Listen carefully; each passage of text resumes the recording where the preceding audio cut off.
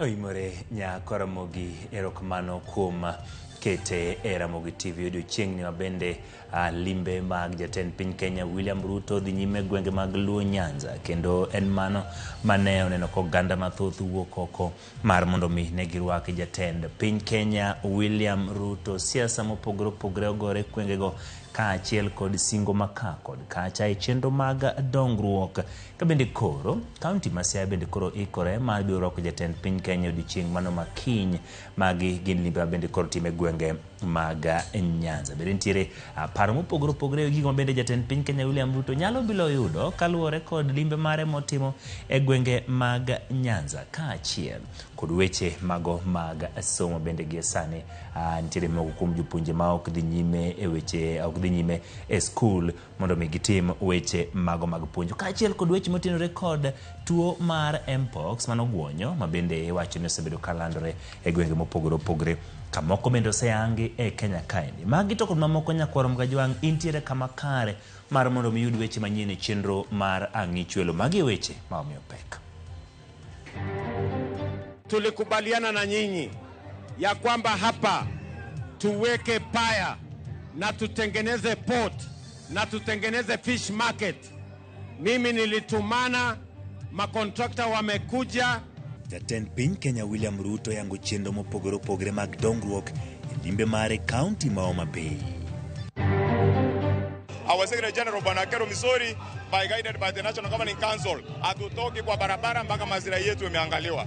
Ruok jopuonj kupeto kwa romo kod duol ma TSC mar chope winjruok kaluwore kod ng'anyo magisebago jumani duto. An estimated saving of 11.2 billion was realized as a result of implementing the allowances policy framework for the public service. Duol mochung'ne osara mag jotij piny owacho SRC otieko tam mare mar higni 6 ka duolno yango ni ginyalo duoko piny omenda ma piny owacho tiyogo e chulo jotich nyaka 46.64%.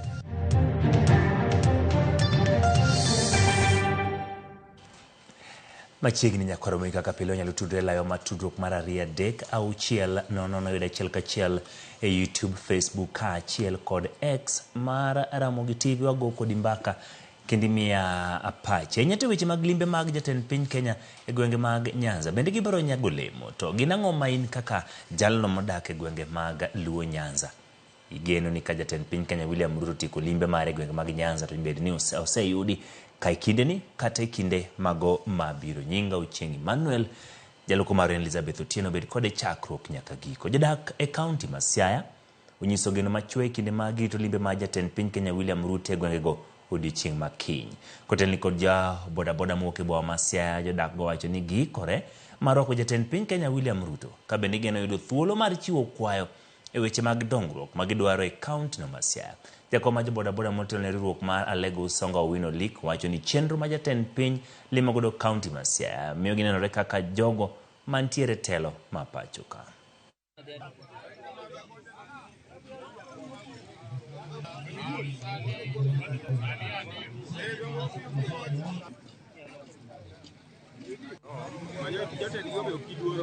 Wakwen kiny kobiro to wabro wacho ne ayanga wan kod barua mwasendiko mondo rates mar pikipiki mondo duogi ang'owa oduogi e piny. Kendo wan wakwayo kaka jo bodaboda malego gusonga union marwa onge kod amount manyalo miwa support. To wan gi nyithindo mwapuonjo, wan kod jok mwatimrok nadi watere school. Wakwan mondo kiny kobiro obendo timnwa gimoro kako setimo oganda machielo. As at now, a new motorbike price is around 150,000. We request you to lower it at least to 100,000. Omiya kwayo ker kobiro ka seche morango gik moko duto kaka dongruok to rangi ngima wabende kaka joboda mondo wabed ngima maber ma ok ni mayo pikipiki mwatiyo matek mondo wayud. Nderni richo wan kod ndara mawuok Siaya kochomo kamiluongo ni Bar Kodhiambo to moro wuok Siaya kochomo Dominion kama tinga sombe niang'cha. Ndara no rach kabisa kendo wan kaka jobodaboda wahinyre kabisa nikech tael marwa marapiko ndara marach no tiekonwa. Wan kod nderni moro nitie madhi Komenya, ai moro nitie machae rach madhi nyaka Nyang'o Makogelo. Wakwayo ker marwa ni kobiro kaka wawinjo kaka osingo nderni moko icho Homa Bay kaachiel to kod Migori, wakwayo ni kobiro wan wabende ndernigo okony. Limbe ma jatend piny Kenya kaachiel kod yo mane orwaki godo e kaunti Migori nenore ka gima oketho tong' ma opidhe tuoro mosebedo e kind jatend piny Kenya William Ruto kod oganda kaachiel kod jotelo mawuok e gwenge mag Kaluo. Poni winjruok ni omedo bedo chal ka gima olalo maduong' ma Migori mayudore e chuny boma ma Migori mosebedo ka idino kendo imoke mach kinde ng'anyo duto makwedo piny owacho dek bedo kod yweyo. Jo Juma nono wachne. Olalo maduong' ma Migori mayudore e chuny boma ma Migori e apaya matudo piny Kenya kod piny boma ma Tanzania umbelach e Kenya mangima.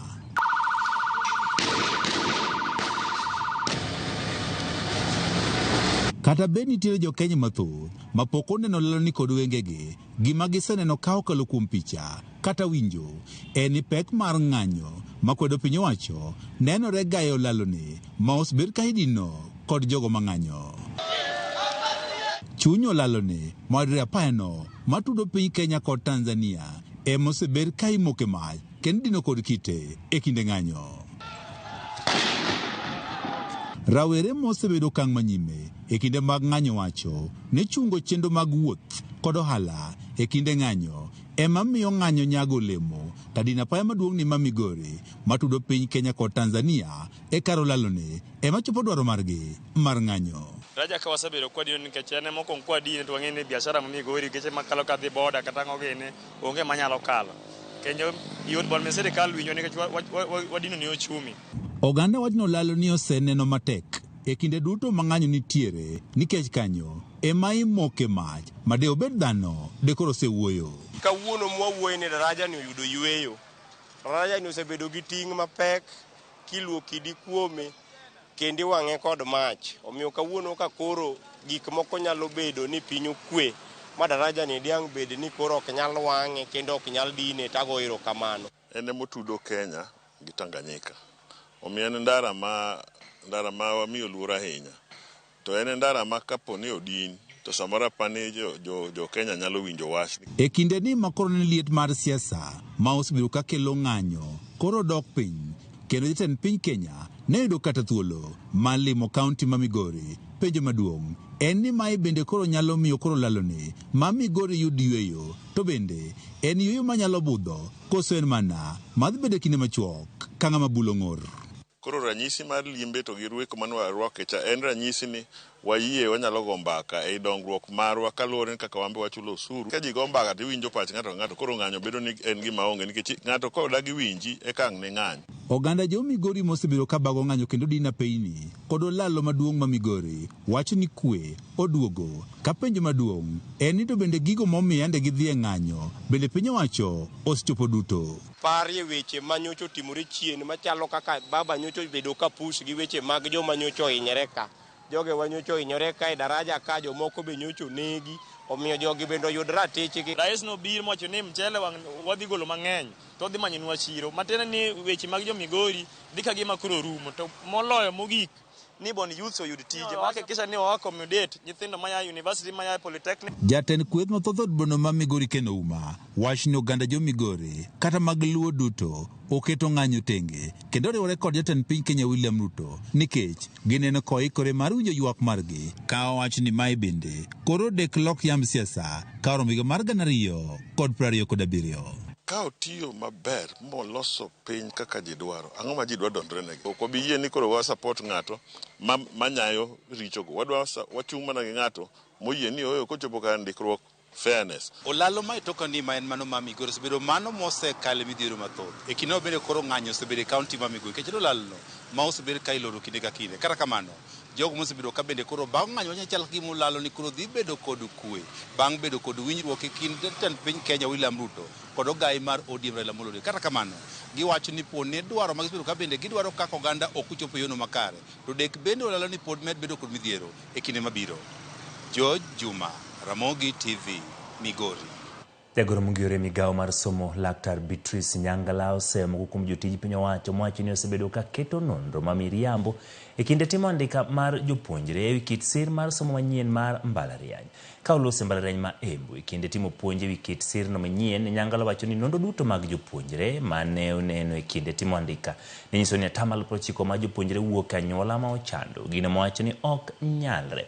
Laktar Nyangala okwayo jotij piny owacho ahinya to ruodhi mondo obed gi adier sama gitiyo tijegi.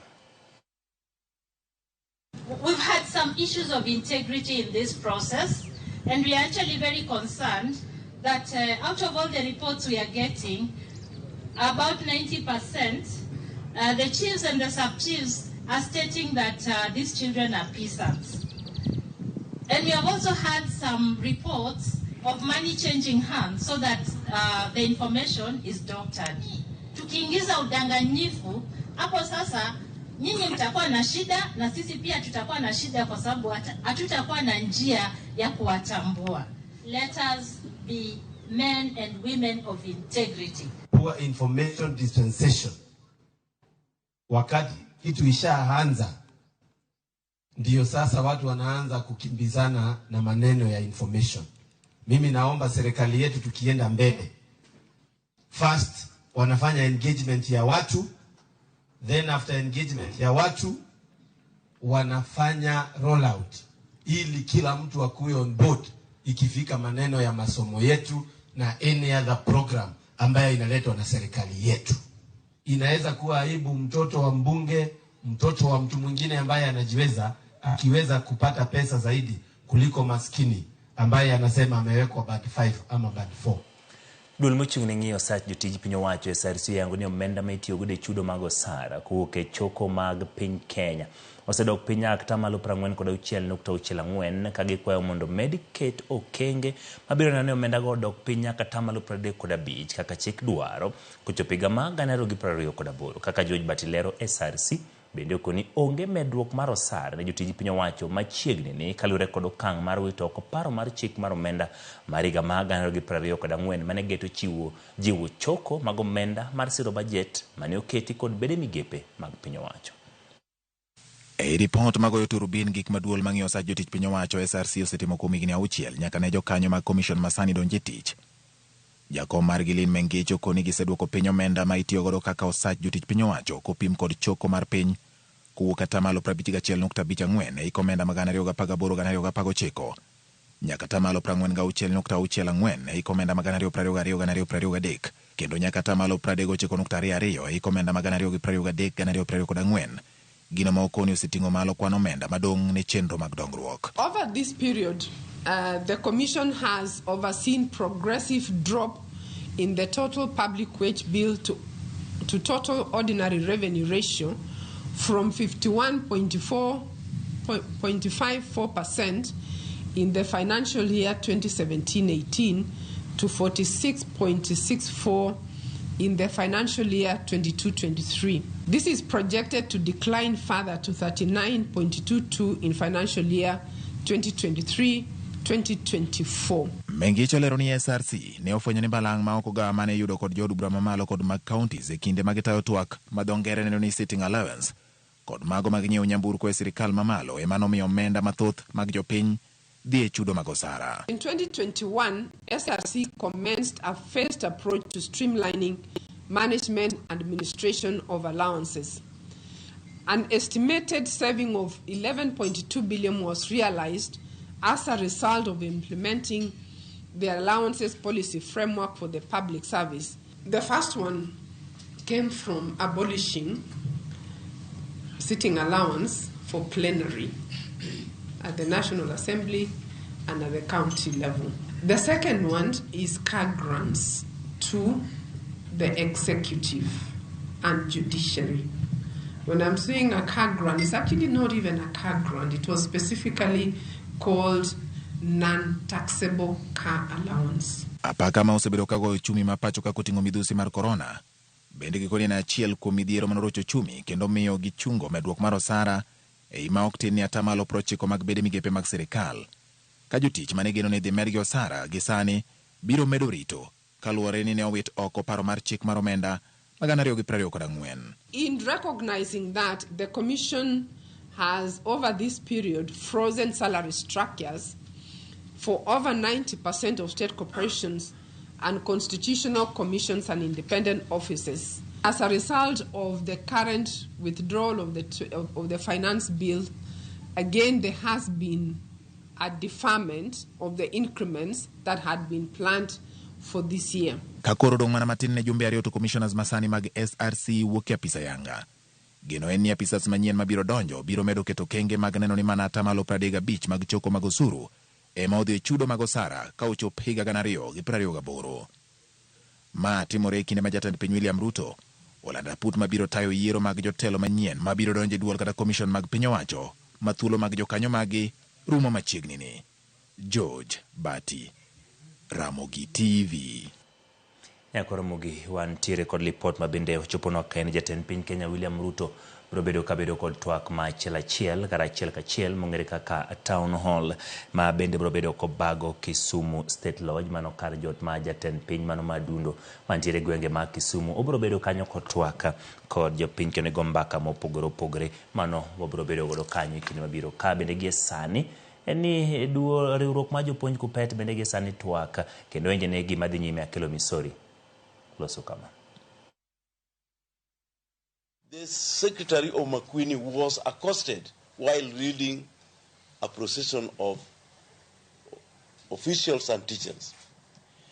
These are tactics which are being employed by the Commission, which does not want to engage.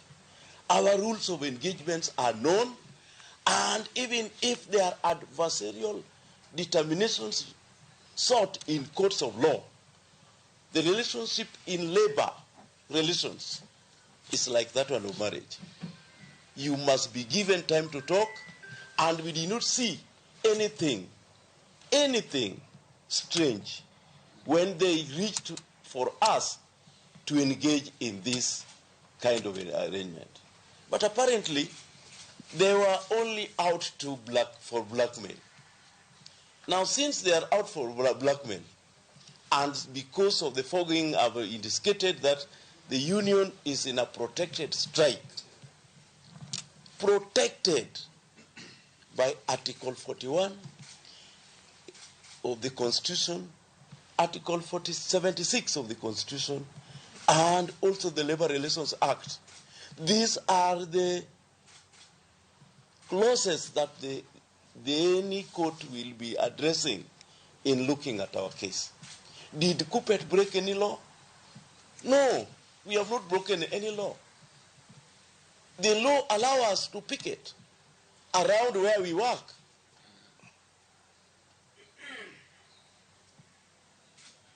And we have been conducting very peaceful demonstrations to further popularize our industrial action. I want to warn Teacher Service Commission that teachers are not pieces of paper. Even if you gag them not to express themselves in the manner they want in this industrial action, they will make learning difficult in their various schools. The kind of noise that you find around schools will not make learning possible. Those court orders are being misconstrued or being construed, and those are the ones which are going to protract the struggle. The teachers of this country have a resolve that their issues must be addressed. But so far, because of this strike, we have seen fruits, because the Ministry of Education has committed now that the government has given 18.7 billion. Today we have confirmed that medical facilities were paid up to March. If we had not gone on strike, yes, we would not have had this. Yes. Even the president has confirmed that beside 46,000 who are going to be engaged by the 18.7%, billion shillings. He has also said that the 20,000 will be employed. So these are gains which we must consolidate. But within the framework of established law, both at the ILO, which Kenya is attending in numbers annually, and locally, we must not twist anybody. We will not negotiate in fear, neither will we make fear make us not to reach our destination. The Commission must know that this is not an issue of monkey tricks. We are well seized with all that it takes to understand where we are. And we are also Kenyans. Chairman. Thank you very much. Any question? Lakini tunasema mgomo unaendelea. Mgomo inaendelea. Mgomo inaendelea. Yes. Any question? Because kama secretary ameongea hatuwezi dilute na mtu mwingine. So this is a serious time, hakuna hata Kiswahili. Lakini solidarity. Mano kanyo twak mar kupet kendo malosono kanyo ne en akelo misori. Yango kanyo ni gin weche mathoth magisebedo ka ging'urie kaka jopuonj. Giwacho ni ok gine gimomiyo doho nyalo chiwo chik mondo mi gidogi e tich. Kata kamano, gigeno ni kochopo kiny to doho biro chopo e winjruok kendo biro chopo e ng'eto mabende biro konyo ng'ur magi ka ok gibiene ng'ata ng'ata mondo mi otem buogo jopuonje. Yango ni twak margi nen mar dwaro kelo winjruok. Momiyo bende ne gidwaro mondo ne gitwak kod migawo mar tich mano Ministry of Labour. Iwacho ni ne ogwelgi kod atuoli ma bende ne dwaro mondo mi giyud winjruok mosiko e weche mag sebedo ka giyware godo kod duol mandiko jopuonje TSC kaachiel kod migawo mano mar somo. Yango ni mokwongo ne oseornegi otese mamoko ma bende giyango ni ne obwog mokuomo jokanyo magi ka oyango ni ng'anyo margi en mano morit kod chik. Owacho ne gichiwo dwaro maggi ne TSC mano duol mandiko jopuonj tich. Kata kamano ne girem mar chiwo duoko. Omiyo koro ne ikawo kang' mar ng'anyo. Kwar mga jwang' jopuonj mantiere boriruok ma kupet thoth gi jopuonj mag sekondar osebedo ka ng'anyo kendo injo giwacho kanyo gibiro dhi nyime kod ng'anyo margi nyaka chop winj dwachgi. Ka odok e weche motenore kod limbe mag jatend piny Kenya William Ruto e gwenge mag Luo Nyanza. Jatend piny William Ruto olieko mabedo winjruok kod duond bura mar ODM kod mare mar UDA. Gino manyalo kelo liet mag siasa chwakre radare kind johera mag duond buchego magiyangore kinde limbe ma jatend piny e kaunti ma Homabay kama jatend piny olero ni loso serikal mar manywanda en achiel kuom yo moriwo godo oganda duto kanyakla. Ruto mane oten kod jalupne Rigathi Gachagua, jatend migawo mar omenda John Mbadi, gavana ma Homabay Gladys Wanga kendo jotelo mamoko otelo ni osiep mare kod oganda ma Nyanza lach kendo sani ting' ma en go en konyo Raila Amolo Odinga e lemo mar AUC. Walter Nyambaga ni kod mathoth. Bul kod oporo kanyakla kod asili ywak gi agoro ka kondo chuo kenda payo metni ka dhano pie kamien jakawino kirwako jatend piny William Ruto. Na vigelegele kwa mheshimiwa rais. Ruto omole boma Oyugis, boma Homabay, Rusinga kendo chopo Magunga wauntie. E par mar jatend migawo mar omenda John Mbadi lime mare mokwongo bang' chiwo lemo machwe kabor im ne jokanyo e duond bura mar ODM.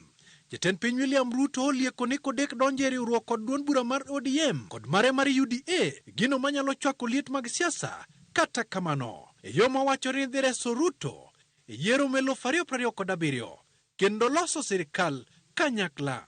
Unataka tutoke kwa serikali tuende kwa upinzani ama tutoke upinzani tuende kwa serikali? Kwa hivyo bwana Simbarati, barabara ni kutoka kwa upinzani. Mpile Juliet amesema miaka 3 peke yake, tuache hii mambo ya upinzani, tuende tutengeneze serikali, tupeleke Kenya mbele. Kwa sababu wewe ulikuwa naibu wa chama cha ODM. Sasa wakati utasikia furugu kule mahali upo, sisi kama ODM tumesema kwamba tutataka tukaribishe nyumbani. Mtakubali rais Ruto William akuwe pamoja na sisi, tukaribishe yeye katika chama. Kendo ka giparo tudruok mantiere malach kod historia kod jatend UDA ne oyangore nitiere ler mar biro tiyo kanyakla koponi oluth kuon otur kapok kuon melo 2027 ochiek. Mimi nauliza nyinyi, si mnajua niko na historia na Raila Odinga? Si mimi nilikuwa party leader wa ODM? Sasa mimi nauliza nyinyi, baba akikuja pia kunisaidia, kuna makosa? Unajua hii ODM is the largest, lakini sasa kwa rais kuwa hapa, it is the largest and the oldest today. Kwa sababu ukiongeza hii UDA na hii wale wametoka ODM wamerudi nini, now it is the largest and the oldest. Lazima tutakuwa pamoja na hii serikali inayokuja, lazima ODM itengeneze serikali. Kaka yodonje chunyo oganda maket kagima koro moro mar gene osenyongore radar. Ruto otugo kod siasa e okang' mamalo kendo koni sirikande oyar ni oganda duto koleo ni duond bura kata dho udi nyaka bi kanyakla kodhulo ni lemo mar migao mar omenda to kod teko e chogo mo oganda ma Nyanza gweno kokalo kuom John Mbadi ma Homa Bay, nyawadgi Opiyo Wandayi ma Siaya, maduto gin jokanyo mag duond bura mar ODM. Tumekubaliana na Mheshimiwa Raila Amolo Odinga aka Baba Tinga mwenyewe ya kwamba hakuna haja tena ya siasa ya mgawanyiko, siasa ya mirengo, siasa ya ukabila. Tuwachane nayo. Niliamua ya kwamba nitaunda serikali ya kuunganisha Wakenya. Nyinyi watu wa Homa Bay mulinipatia John Mbadi Nyong'o. Joturwa, ung'eyo ni wan nyocha okwago kura ne wuod gotni. O kamano, to nyaka ing'e jirani minyalo chiemogo. Igelo 2007 waparo koso kwa paro. Tunasema tenda wema na urudi tena. Wale wanasema wende zako ni shauri yao. Sisi tunasema urudi tena na tena na tena. Na pili, nimekukaribisha kama mwenyekiti wa kitaifa wa chama cha ODM. Chama kikubwa zaidi South of Sahara and North of River Limpopo. Kaluwore ni lwasi ma jatend piny ne nitiere, oyangi ni kanyano mambi mar Odinga kanyakla kod chama mar ODM pekie. Jatend piny William Ruto obolo puke pige kendo telo ni sirikande biro neno ni Raila Odinga riombo matamre gi nono yiero mar jakom kuku mar riwruok mag pinje mag Afrika. Raila Amolo Odinga atakuwa kiongozi kwa mapenzi ya Mungu wa Afrika mzima. Hata baba tumekubaliana akuwe mkubwa wetu wa Afrika, na mimi mwenyewe nitakuwa nikimpigia dembe. Walter Nyambaga, Ramogi TV. Kapod wantiere weche motenore kod limbe mar jatend piny Kenya. Jatend piny Kenya William Ruto dhi nyime kod limbe mare mandalo 4 e gwenge mag Uganda Luo. Kata kamano, kit rwak mane Ruto yude counties ma Kisumu kod Migori oyo jopiny kod jonon siasa kachwado lewgi. Jopiny karombgi ne wuok oko kendo pong'a peini mar miyo jatend piny rwak ma migosi dweche 5 kende tok jodak ma e gwengego bago ng'anyo mar kwedo loch mare. En ang'o molokore? Ebo marwa ma siasa Chris Owino kolono wachni. E kaunti ma Kisumu, jatend piny William Ruto ne oyudo rwak machalo mar kingi e limbe mare mandalo 4 e gwenge mag Uganda Luo. Dhano machalo lowo ne owuok oko kendo rwake kod mor, wende kaachiel kod sigalagala. Rwak makamano ne oweyo moko kuom jopiny kod jonon siasa kagwenyo wigi kaluwore ni e dwe mar 3 higa mokalo, kaunti ma Kisumu ne opong' kod kuyo bang' obila rocho ratiro mag jodak ma e gwengego e kinde ng'anyo mag Azimio. Kaunti ma Kisumu bende en achiel kuom gwenge mane ng'anyo mag rowere mag Gen Z otimenewa mar kwedo chik mar omenda. En ang'o mane omiyo jodak ma Kisumu kod Oganda Luo oweyo chien ich wang' margi kod piny owacho mar Kenya Kwanza kendo miyo jatend piny William Ruto rwak makamano? Rwak masidang' nyalo nyomi jatend mar Ruto nigi tiende. To tiende nyochakore mana machiegni gimoro madhi jumbe 3-4 mokalo. ni jowa nigi mor e chunygi kabisa, joluowa nigi mor e chunygi kabisa, mor mogundho ni kuom higni madhi 60 pok negi bedo sirikal, to wang' ni wayudo ker mabe pok otiyo, mabe pok obulo kata ng'ur, to luongowa ni jothurwa bi uru mondo wayang'uru dhiang' ni kamoro achiel. Sirikal mar Ruto gimomiyo joluo koro mor ni omiwa lemo madongo e sirikal makata wan wawegi ok wan jokanyono. Adiera en mor manigi tiende, en mor matut. Kidhi dala ng'ato awanya to oyieni midonjo makoro imbi tedo mana gi joka ka, ichiemo mana kaka joka be chiemo, dong dibed gi mor e chunyi. Rwak mane Ruto kod jalupne Rigathi Gachagua oyudo e counties mag Kisumu kod Migori ne onyuolo paro mathoth ka moko kuom jonon siasa lieko ni oganda Luo osebedo ka itiyogo e kweyo liet mar siasa e kinde ma kuom sirikal omoko e rot. Dr. Maxwell Miyawa, janon weche mag siasa, menyo wach makamano kod turbin mare. Kit dhano en ni kapa kagoyi to nyaka imany kony.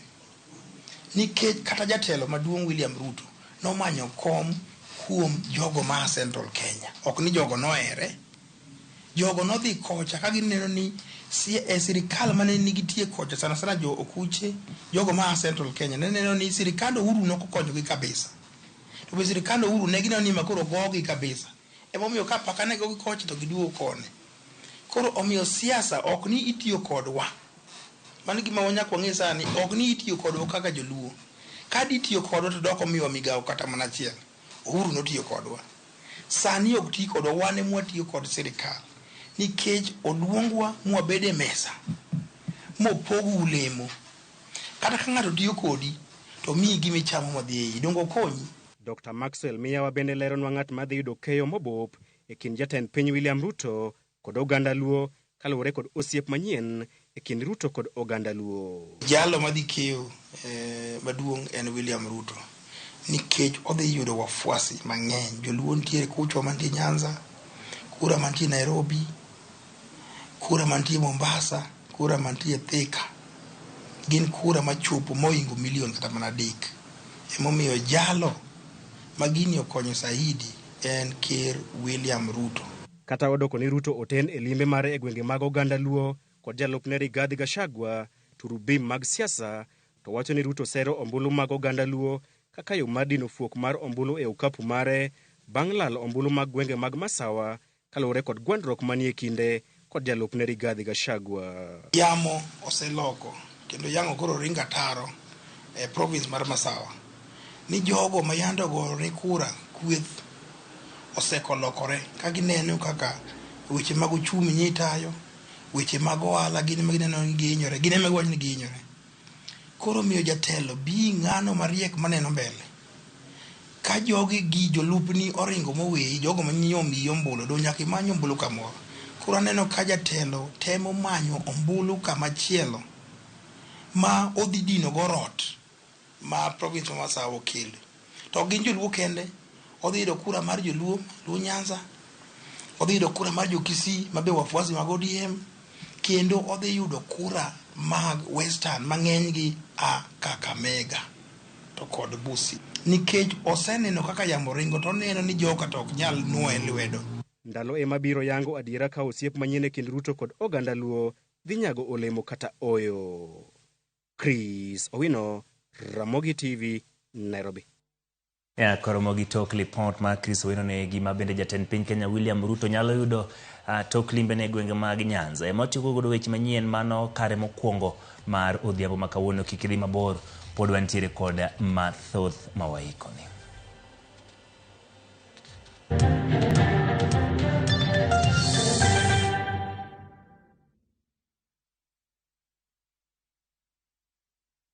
Jipange na View sasa imerudi kwa mbwembwe na vishindo.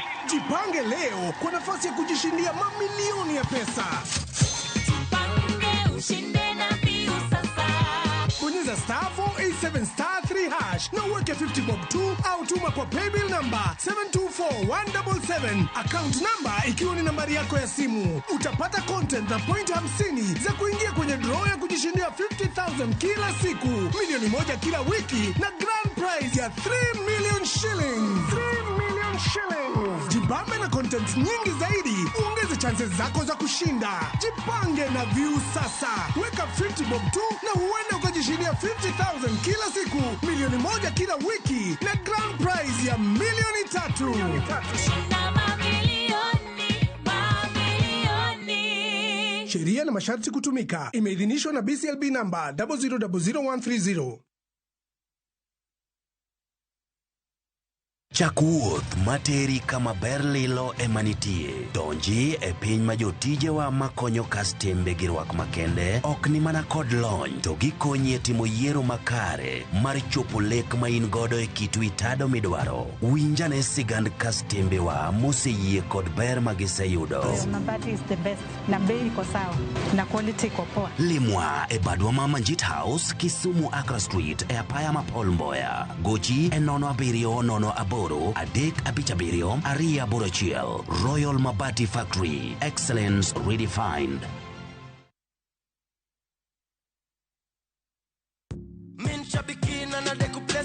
My name's Godfrey Mwirigi Minyori. I come from Meru. I'm a fan of the Aviator game.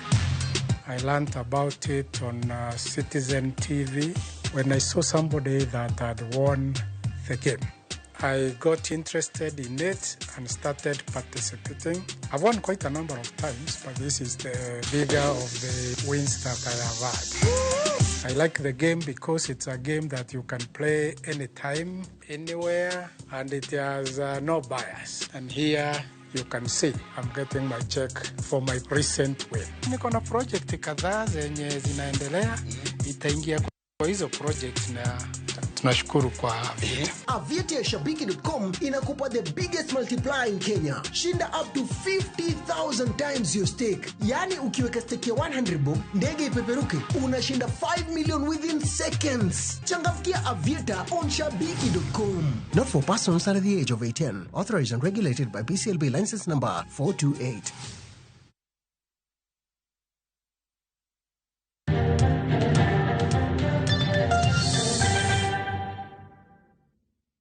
Erokamano kwa Ramogi kuom kete e Ramogi TV. Limbe mar jatend piny Kenya William Ruto tok bede gwenge mag Homa Bay kendo yawo chenro mopogore mag dongruok gi sani obago romo kod jodak ma Kisumu matimore Lake Basin Mall. Wenjene kaka twak dhi nyime jatend piny Kenya William Ruto gi sani twak kod jopiny had come down, and that henceforth we are going to move as a country, as a united country, democratic, and us understanding where we all want to go.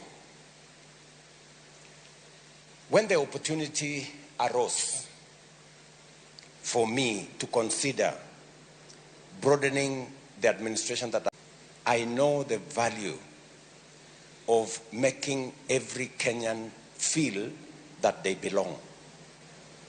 And it is the reason why I took the opportunity to create a broad-based government, because it has always been in my scheme of things how to bring Kenyans together.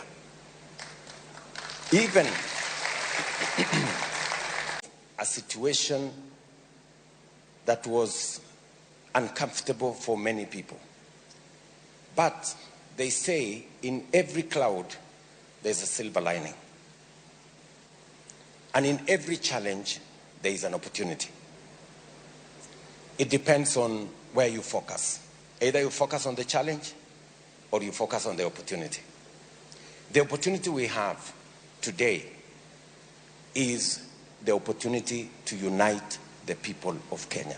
And I must say that I am very proud of this moment, that we as the people of Kenya, from all communities, all regions, including political formations, without compromising our democracy, we can have a sense of feeling that we all belong to an administration and we can all focus on that which unites us and gives us an opportunity to make progress than the things which divide us. And so I have come to this region from Migori to engage on many aspects. As you know, this lake region is a region that has tremendous opportunity.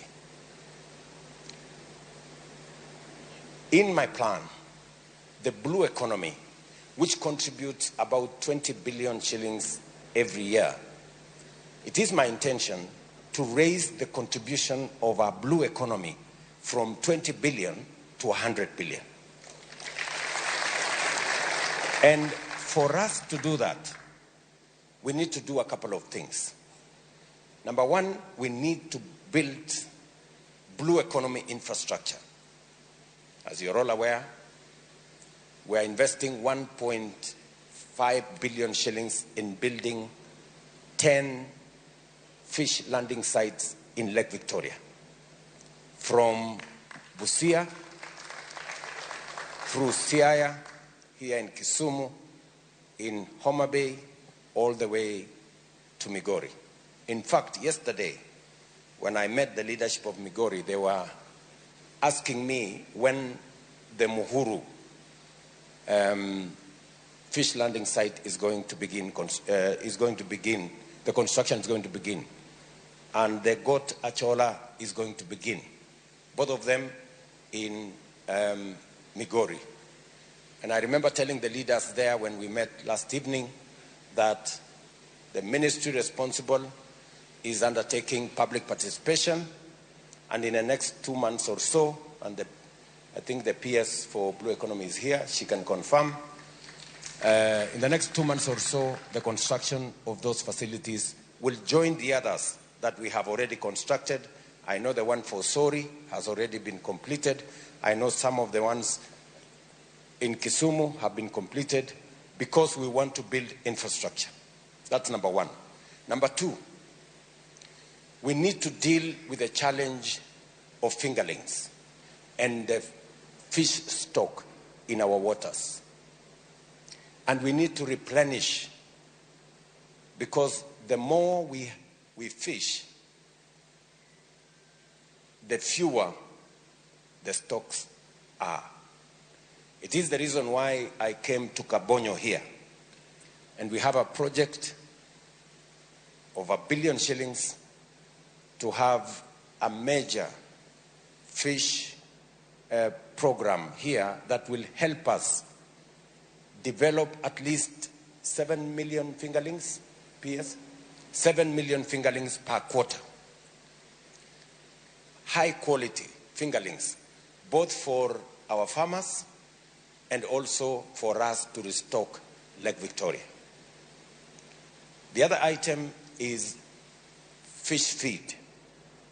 I think there is also a challenge there where we are looking at the cost, and many of the people involved in that space have been telling us the fish feed is a bit expensive.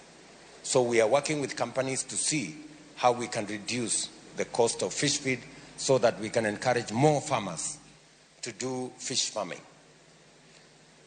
Number three is to discourage exports. When I came here, the last time I was here, many people in Kisumu were selling fish from China and other places.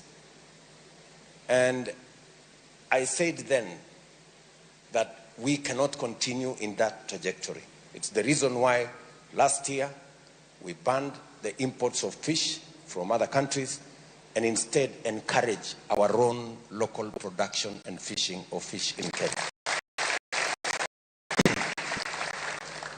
A few people made noise at me that why was I banning fish from other countries. It is the right thing to do, because we can develop our own food in Kenya. The fourth issue we are doing in that space is also to develop the human capital that will help us grow our capacity, both for fishing, fish farming, and everything else, the ecosystem around fishing. I'm very happy that tomorrow I will be opening the Kenya Marine School here in Kisumu. That is going to help us train more people in the fishing ecosystem, coxswains, and everything around fishing, how we are going to go ahead with our business in fishing. And the fifth thing that I think is important for us to unlock the potential of our blue economy. How do we move our blue economy from its contribution of 20 billion to 100 billion? The fifth issue is to make sure that we reduce on the people we lose in the lake. As you are aware, we lose close to 5,000 people in Lake Victoria every year because of the kind of gears they are using, the boats they are using, the capsizing that takes place. Again, tomorrow, as a region, as an East African region, we are going to be launching tomorrow a rescue center that will have all the necessary facilities, including further down the road, a chopper that can be used to rescue people who have accidents, who have accidents in Lake Victoria. If we make fishing safe, we can encourage more people to do fishing. And there are other interventions that we are working on as a government to make sure that as we focus on how to unlock the potential in fishing, we are building the necessary infrastructure, human capital support for us to drive that, because it is important, not just for our economy, it is also important for our food security. As you know, we're importing many things and things we can be growing in Kenya, among them fish. Let me say two more things so that I don't monopolize this town hall. The other thing that I am focused on, and it's part of why I came here, is the irrigation potential in this region and the opportunity that we have for rice production, sugarcane production, palm oil production, and many of the other oil crops production in this region. Yesterday, I was in Kuja. You know, that project has stalled for the last 7 years, and it was over a small thing. We've managed to sort it out, and yesterday we started phase 2 of Kuja. Kuja phase 1 had close to 7,000 acres. We are now moving phase 2, which is going to give us 12,000 acres of irrigable land, and farmers are going to produce more rice, more sugarcane, and more oil crops. Again, that program needs to be expanded in Homa Bay. We need to look at the opportunities we have here in Kisumu. We need to look at the opportunities we have in Siaya. I had an engagement last evening with the leadership from Siaya, and we have agreed on a program on how we are going to do this.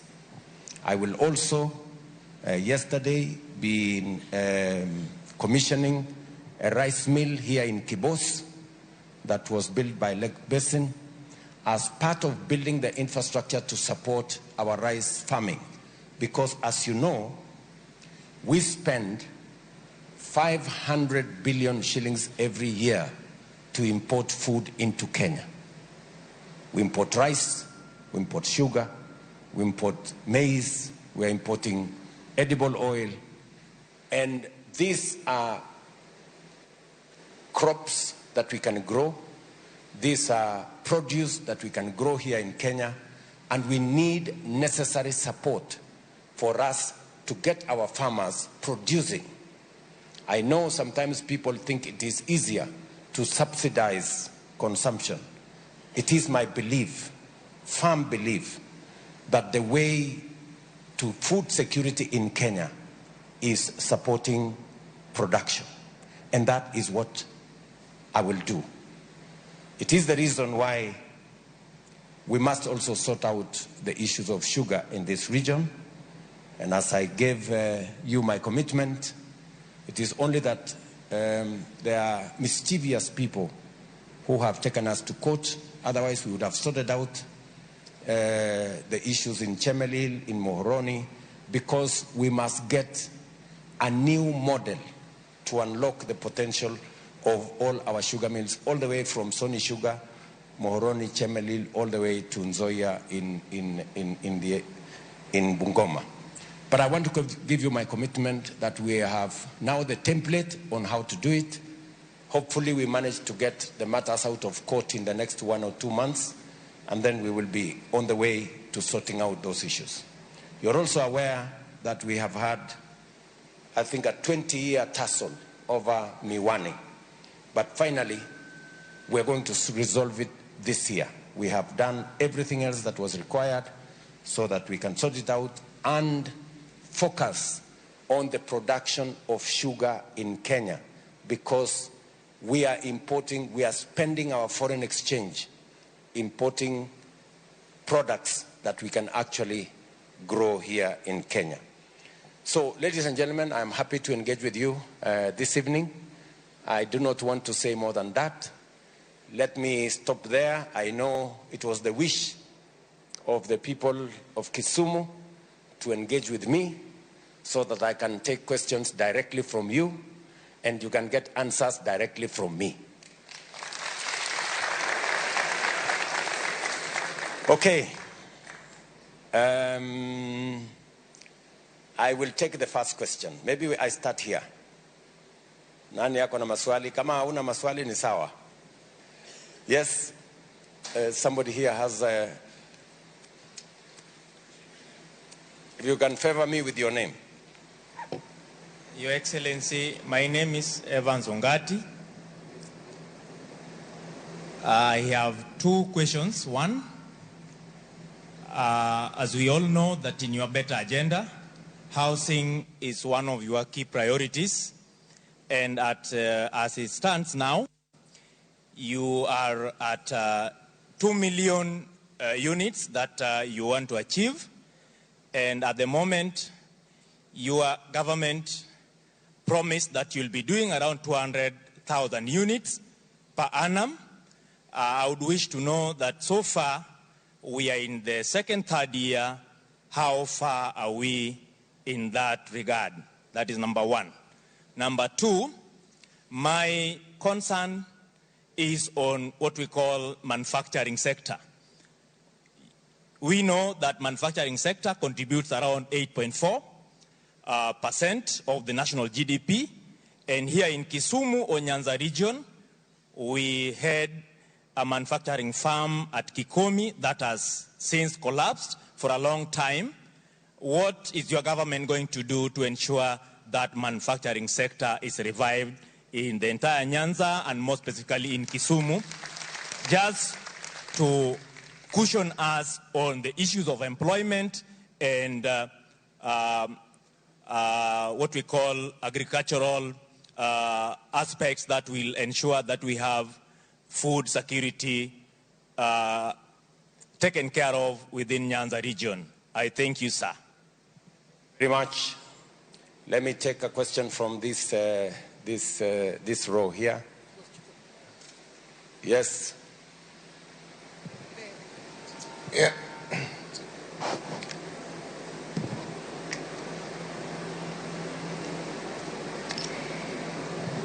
Yeah, thank you so much, His Excellency. Karibu sana Kisumu. Yeah, my name is Dr. Ojijo from Maseno.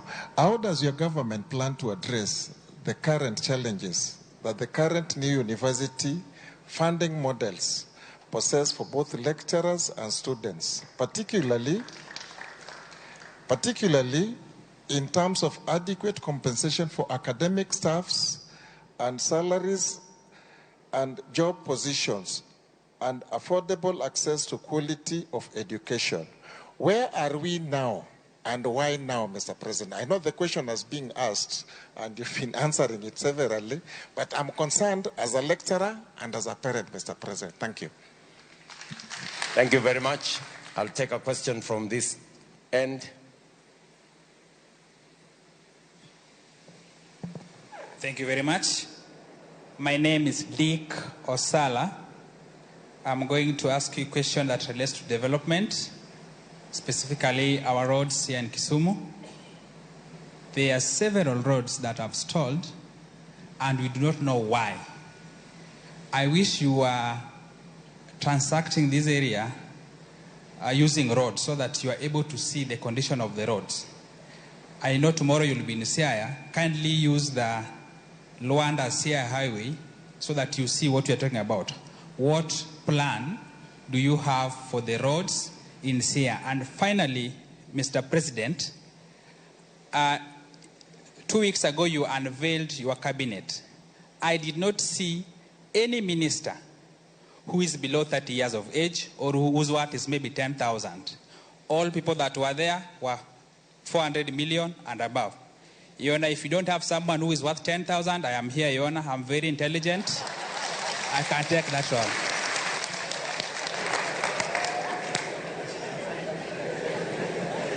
Thank you very much, Dick. Yes.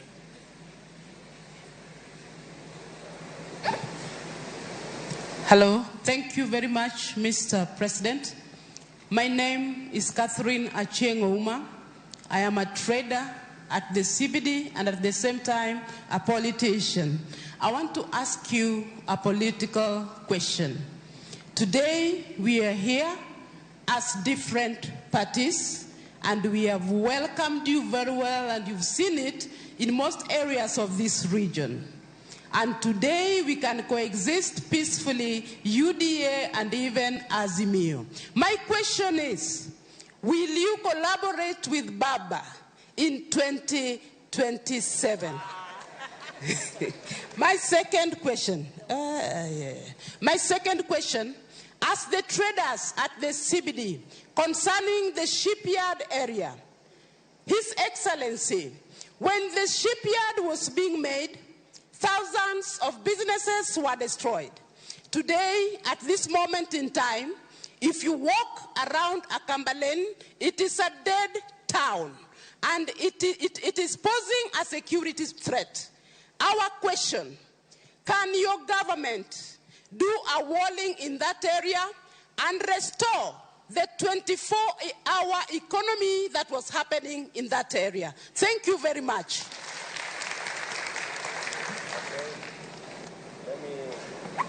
Take a question from here. Thank you very much, Mr. President. My name is Sospita Ubungowich. I'm the famous president of the Sufuria Revolution movement.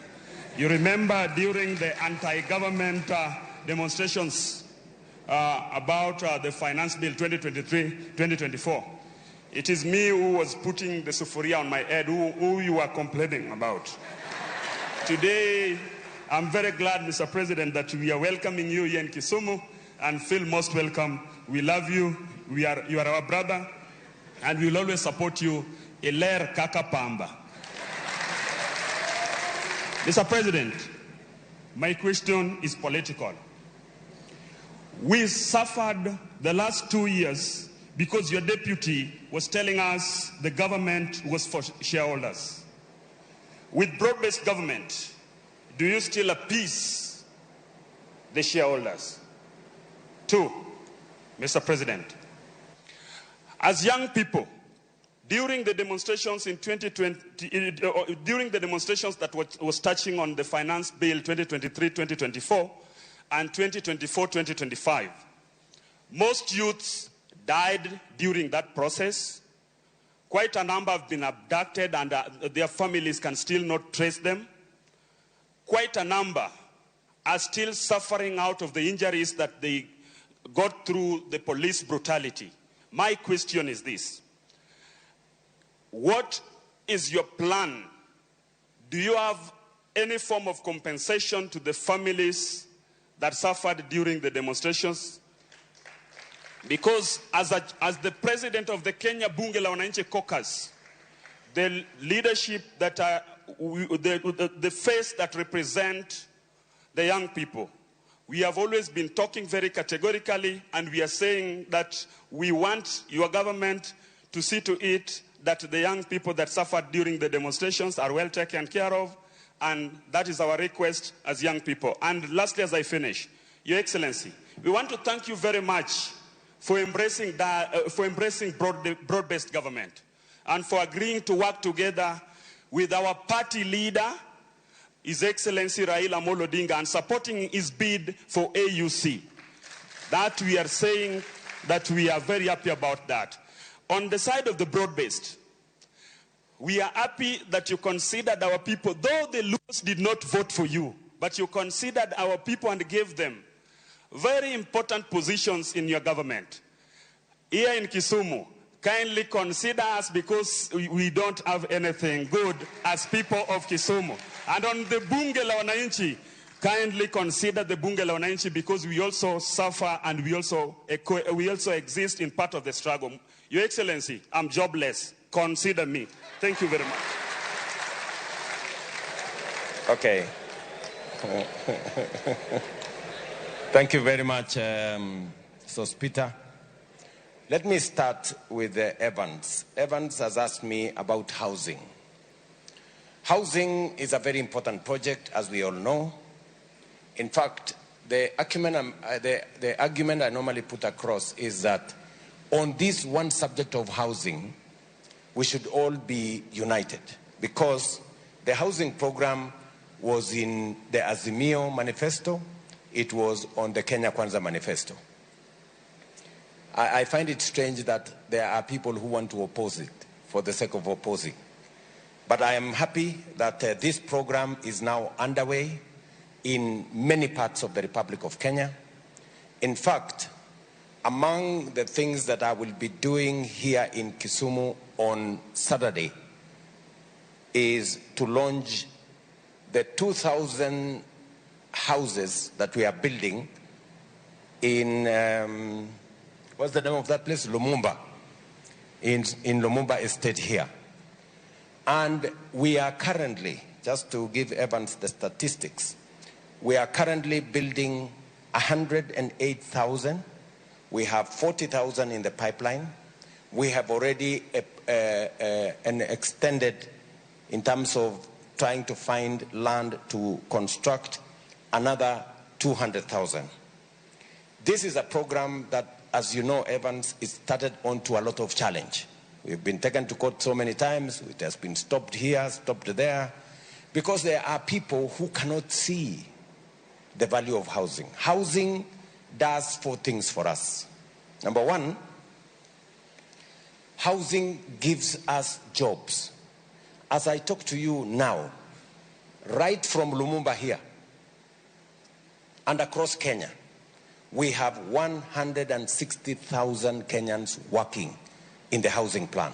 Kenyans who were not working before we started this housing program. So it is a place where we will create jobs. And those jobs will keep increasing as we go step by step. For the next 20 years, we will be creating jobs from this housing plan. Number two, it gives us an opportunity to dignify Kenyans with dwellings that are decent. Today, we have 7 million Kenyans who live in slums in our towns, in very undignified, with no toilets, no running water, no electricity, no roads, people living in squalor. And let me tell you, and as I tell the rest of Kenya, the National Housing Corporation, the housing law in Kenya was passed the same time it was passed in Singapore. Today, in Singapore, 95% of Singaporeans own a home. The opposite is that in Kenya, we have 7 million people living in slums. Because we didn't want to do the right thing about it. We are now starting to do the right thing. And you know, this is what Singapore did for them to change the fortunes of their country. Number three, it helps us to reduce land fragmentation. I overflew yesterday. I was with the governor of Migori yesterday. And we could see clearly that the amount of settlements in Migori County, in Homa Bay County, unless we do something about it, we will shortly have no land to do our agriculture, because the amount of land fragmentation that is going on is alarming. And therefore, this program is going to slow and possibly reverse the whole subject of land fragmentation in Kenya. So, and of course, it will stimulate our economy. We will not only create jobs, we will expand our manufacturing, those manufacturing doors, those manufacturing windows, those manufacturing hinges, the manufacturing around steel, the manufacturing around timber, and the whole space of cement, traders, transporters. Many people will be in that ecosystem. So that is what we are doing in housing, Evans. Number two, you have asked me about another very important subject, manufacturing. It is the reason why in the last finance bill, we had actually said, anything that we can manufacture in Kenya, let us not import. You know, we're just destroying our own country. Because if we become a supermarket for other countries, how will we create jobs locally? It is the reason we are investing more money in cotton. You've just said, given a good example of Kikomi. Kikomi collapsed because all of us went to import mitumba, and so there was no place to sell anything that we are producing locally. So that is a space we must work on. It is the reason why we need, as Kenyans, be bold enough to say the things we can produce in Kenya, let us not import. Let us have duty on things that we can produce in Kenya. Let me give you one example, Evans. In 2023-2024 finance bill, we put a 17.5% levy on importation of clinker and steel billets. Do you know what happened? We reduced the importation of clinker by 95%. And 11 companies that had closed down have come back to production. And 16,000 Kenyans got jobs. On just one subject, on steel. 11 companies of steel that had closed down came back because they could now make money producing steel locally. So there is value in us using some of our tax measures to promote our own manufacturing. Because I went to open, let me give you another example. I went to open a cement factory in West Pokot. A good Kenyan had invested 45 billion in a cement manufacturing plant in West Pokot, employing 2,500 Kenyans and another almost 3,000 drivers, conductors, and many other things. Now, that factory is not just hiring Kenyans. We have now reduced, as I told you, importation of cement or clinker by 95%. And do you know what is this clinker we are importing? And do you know how much money we saved? We saved 100 billion shillings of imports of clinker. And let me tell you, clinker is just stones. You know, we have our own stones here, limestone. All you need to do is to go and burn it to 100,000 degrees, and then it becomes clinker. Explain to me, the great people of the great city of Kisumu, why should we go and import stones from other countries and pay 100 billion when we can choma our own stones here and create the clinker that we are looking for. Does it make sense? Sini ujinga? Ama mnaonaje? So really, and you know, these are the kind of decisions we have to make. And you know the good news, I'm very happy. The good news is that the companies who were complaining to us about the duty we had put for importation, in 1 year, they came back and said, you guys, you did the right thing, don't remove that duty. Because they were now investing in manufacturing. So I want to promise you, Evans, as I do, Kenyans, we will continue to make the decisions that will encourage our own local manufacturing, as opposed to us being a supermarket for importation of products from other countries. We export our jobs, we export our foreign exchange, and we export our opportunities, even to create wealth. It is better when we are having companies in Kenya that are creating wealth, because that is Kenyan wealth. Ojijo, my good friend from the university, is asking me about the university funding model. Let me tell you that the university funding model is something that I am very clear about. It is time. You remember, in fact, I was with your Vice Chancellor. Your Vice Chancellor, by the way, supports the new funding model because he runs the university and he knows the challenges of running university without money. You know? And it is because the old model bankrupted our universities. When I came into office, the first thing that came on my table is that 23 universities out of 40 public universities, 23 of them were bankrupt, technically insolvent, because they had debts from here, I don't know to where. And not small debts. We owed 51 billion shillings to private universities and 137 billion shillings to public universities, because we didn't make the right decisions. Now we decided that we are going to have a model that is student-centered. We know this student is going to do medicine. We know how much medicine costs. We must then fund that student to do medicine to the full.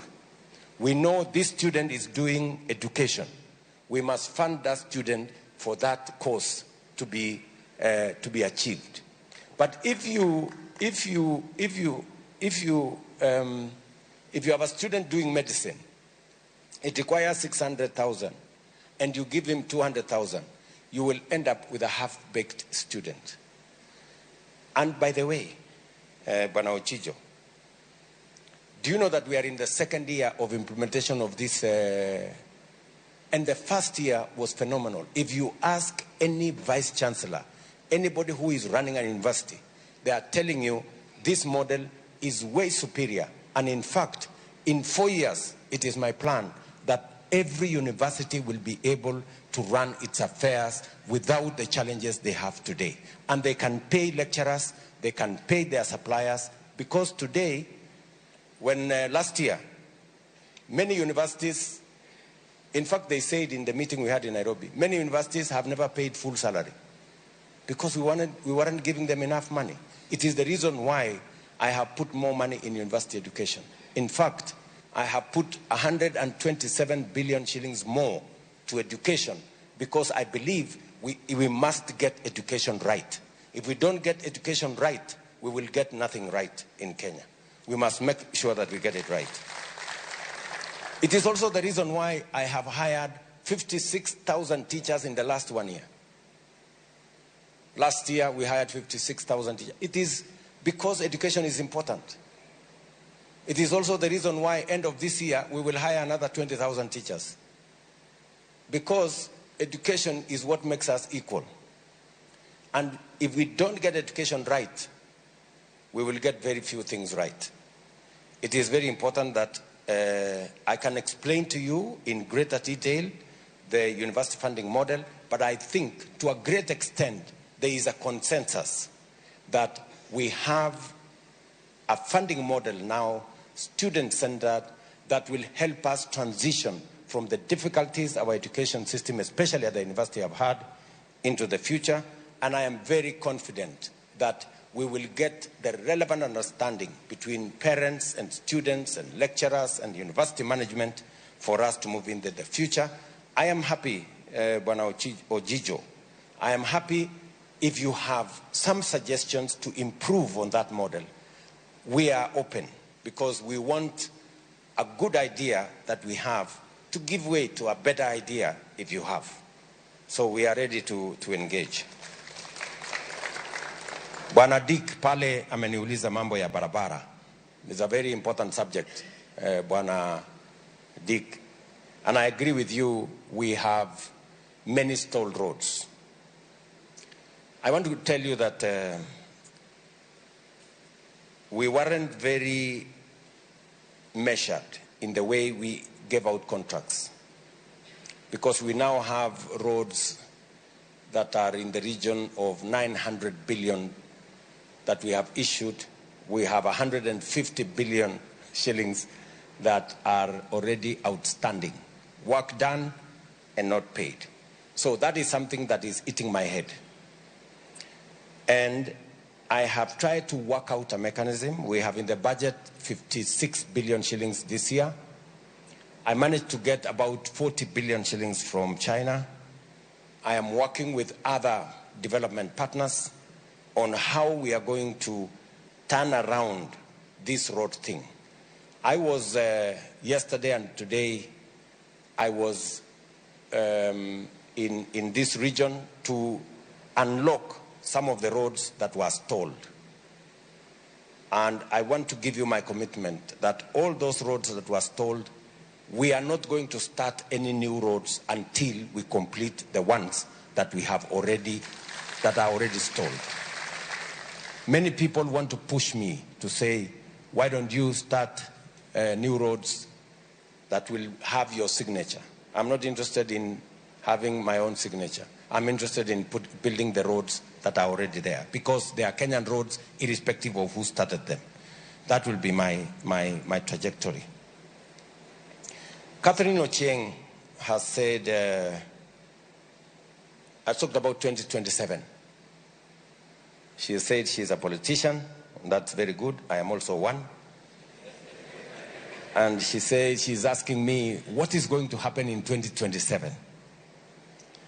I want to tell Catherine, I am more concerned about what is happening or what will happen to our next generation. 2027 will sort itself out. I want to tell you that the mistake sometimes we make as politicians is always to focus at the next general election. Of course, the next general election is important. But I want to tell you that if we are consumed merely focusing about the next general election, we will never make the right decisions. We must be bold enough to make the right decisions, because sometimes the right decisions are not very popular. And you know, when the right decisions are not popular, you are forced to make the wrong decisions merely because you are concerned about the next election. And that is how we have never made the decisions to change our country. By the way, I intend to make the difficult decision to change Kenya. That is my focus. Even the forming of the broad-based government, many people did not expect me to do that. But I did it because I know for us to be able to implement the most critical decisions that will change Kenya, we need a broader political formation. It is important that we sacrifice some space for us to have a broader foundation, for us to be able to do the heavy lifting that will make Kenya progress. I am very clear that 2027 is going to sort itself out.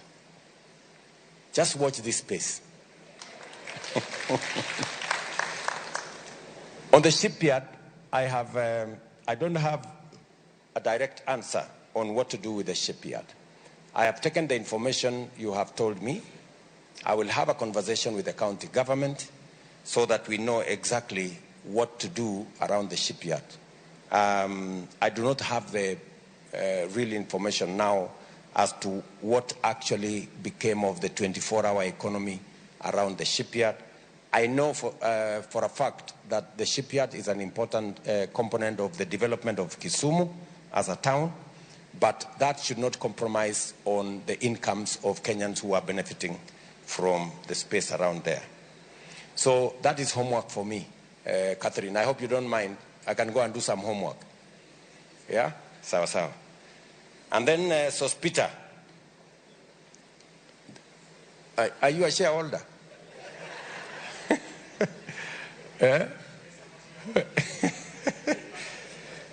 Let me tell you, Sospita, that we all agreed, yeah, that we are all shareholders of this country, each and every one of us. Every Kenyan has a right. Every taxpayer has a right. And I want to promise you that we have agreed, all of us, that we must get rid of the politics of ethnicity, the politics of exclusion, the politics that creates divisions amongst us. And that is why I took the earliest opportunity to create a broad-based government, because I believe in the unity of Kenya. And I believe every Kenyan, whether they voted for me or did not vote for me, not only deserves development, but they can also get a position in my government. If it was strictly the people who voted for me, you know, the situation would be different. So I just want to give you assurance. You need to relax. There will be no exclusion on account of how you voted. We're going to move together as a country. On the people who demonstrated, you have told me that there are people who were abducted. My good friend Sospita, I made a commitment to the people of Kenya, and I want to look you in the face, that under my administration, I do not want a situation where a Kenyan disappears. There were days when people were found 2030 in Rivayala here, executed. I want to promise you and to promise the people of Kenya that under my administration, there will be no Kenyans in Rivayala or any other river or in any other place. If, my good friend Sospita, and I am here, if there is a family, any family, that their child or their friend or their relative went to a demonstration, whether it is last year or this year, and never came back, I want to know the names, because I will take firm and decisive action. Because as I talk to you today, I don't have a single name of somebody who has been abducted or disappeared. And the Minister for Interior, the PS for Interior is here, Raymond. If Sospita, kama uko na jina, mtu alienda maandamano, akapotea, hajulikani mahali yuko, tunataka jina yake, familia yake wakuje, patia huyu mungwana hiyo majina, we will deal with that situation. Because Kenyans have a right and freedom of association, right? Within the parameters of the law. And no Kenyan should be subjected to any inhuman treatment because of their political persuasion. The other subject you have said is, what are we going to do with those who are injured? Again, we are developing a framework, because I made a commitment to the people of Kenya that we are going to consider those who went through, especially the people who died in the demonstrations, how we are going to support their families to make sure that these people are attended to. Again, We are working. The Ministry of Interior is working. I assembled the cabinet the other day. They are working on the numbers, and we will see how we are going to work together on that program. Yeah, I think those are the questions that were asked. I will take another round of questions. I will start now from here.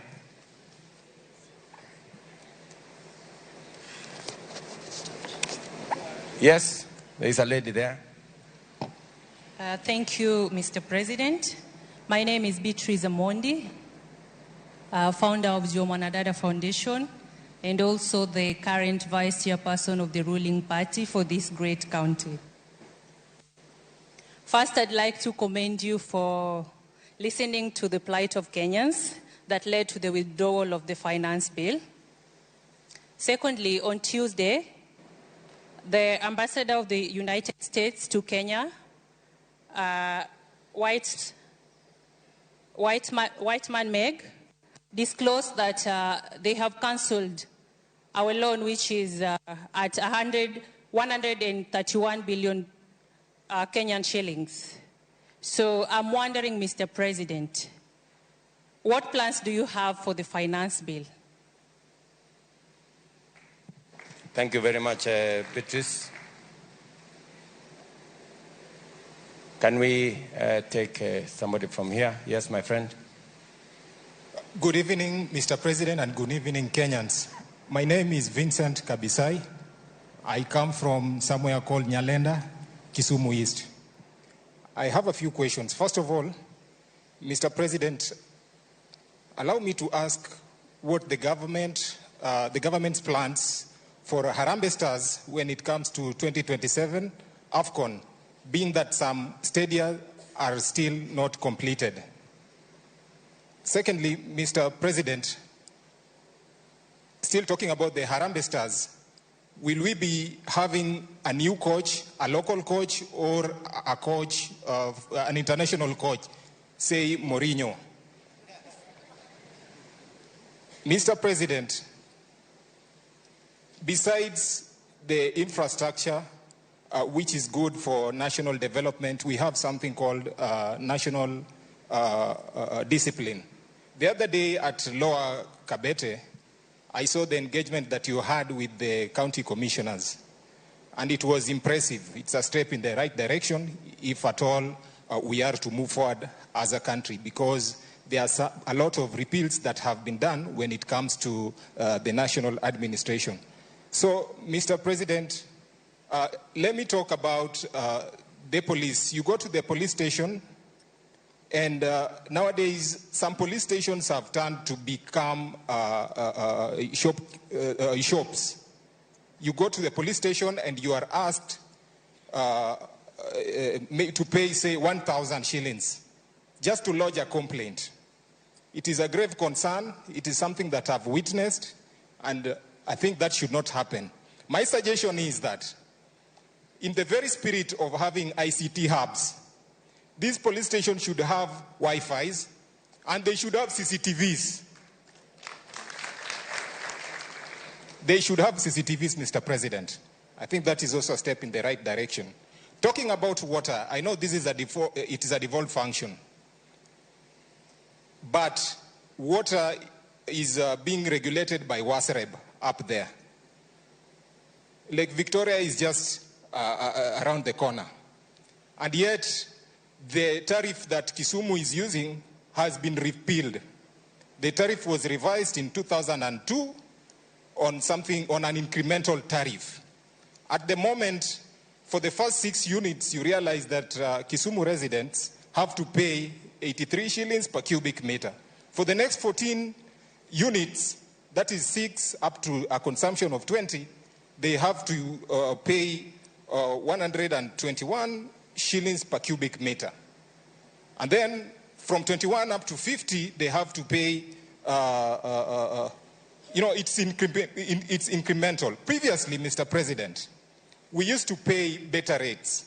So the residents are asking, why should they pay so much for water, and yet Lake Victoria is just here around the corner, especially people from low-income settlements such as Nyalenda, Obunga, and Manyata? Thank you very much. Last but not least. No, because we are so okay, many. thank you. Thank you very much. Let me take one more from this side. Thank you, Mr. President.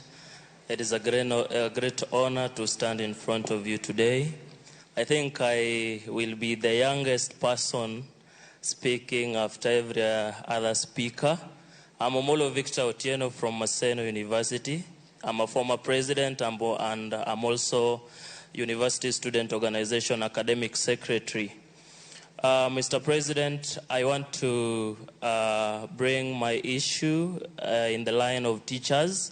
Currently, we are seeing a lot of things going on in the teachers sector. Mr. President, I know teachers in here may not want to tell you, but earning as low as 17,000 shillings do not really dignify the work that they are doing because, Mr. President, teachers are the reason as to why we are all sitting here today.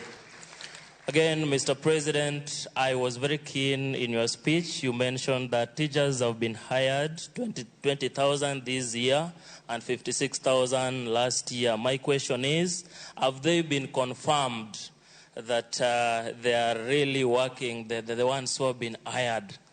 Mr. President, going away from the issue of teachers, as I finish, as a young person from the university students have been crying day and night about the issue of democracy in this nation. Mr. President, when we decide to promote democracy from all institutions, from all angles, we should consider universities too. The kind of electoral process that is in the university is alarming. We disregard the delegate system, and Mr. President, we request these are a special request from the comrades of this great nation that you may bring us back to the mass voting system, Mr. President, so that we elect leaders that we can really count in. Mr. President, thank you so much. As I am the young person, I know that you are looking for jobs for young people, the Gen Zs. I'm one of them, Mr. President. I will appreciate your chance. Asante sana, Victor. Which way are we going? Thank you very much for this opportunity. My name is Yvonne Awuor-Rogola. I am an advocate of the High Court of Kenya, practicing in Kisumu. Your Excellency, my question to you this evening is on the health sector. Your Excellency, as you are aware, there is a monster that has crept in. Cancer and diabetes are killing us day and night. And nowadays, diabetes is not even for only the old people, even the young people. Yesterday I was reading about a 10-year-old who died of diabetes. Your Excellency, NHIF is not helping. The medication is very expensive. What plans do you have for us so that the victims of these diseases can get quality and affordable medication? Thank you very much, Madam Yvonne. Let's take one from here. I don't know. Maybe this gentleman here, right here in front. Thank you, Your Excellency. My name is Richard Ogendo, Secretary General, Kenya Sugarcane Growers Association. Richard Ogendo. Two questions. As I heard you in your opening statement, as you are enumerating about the infrastructure on fishing, what I didn't hear is what you are doing to the fish farmers.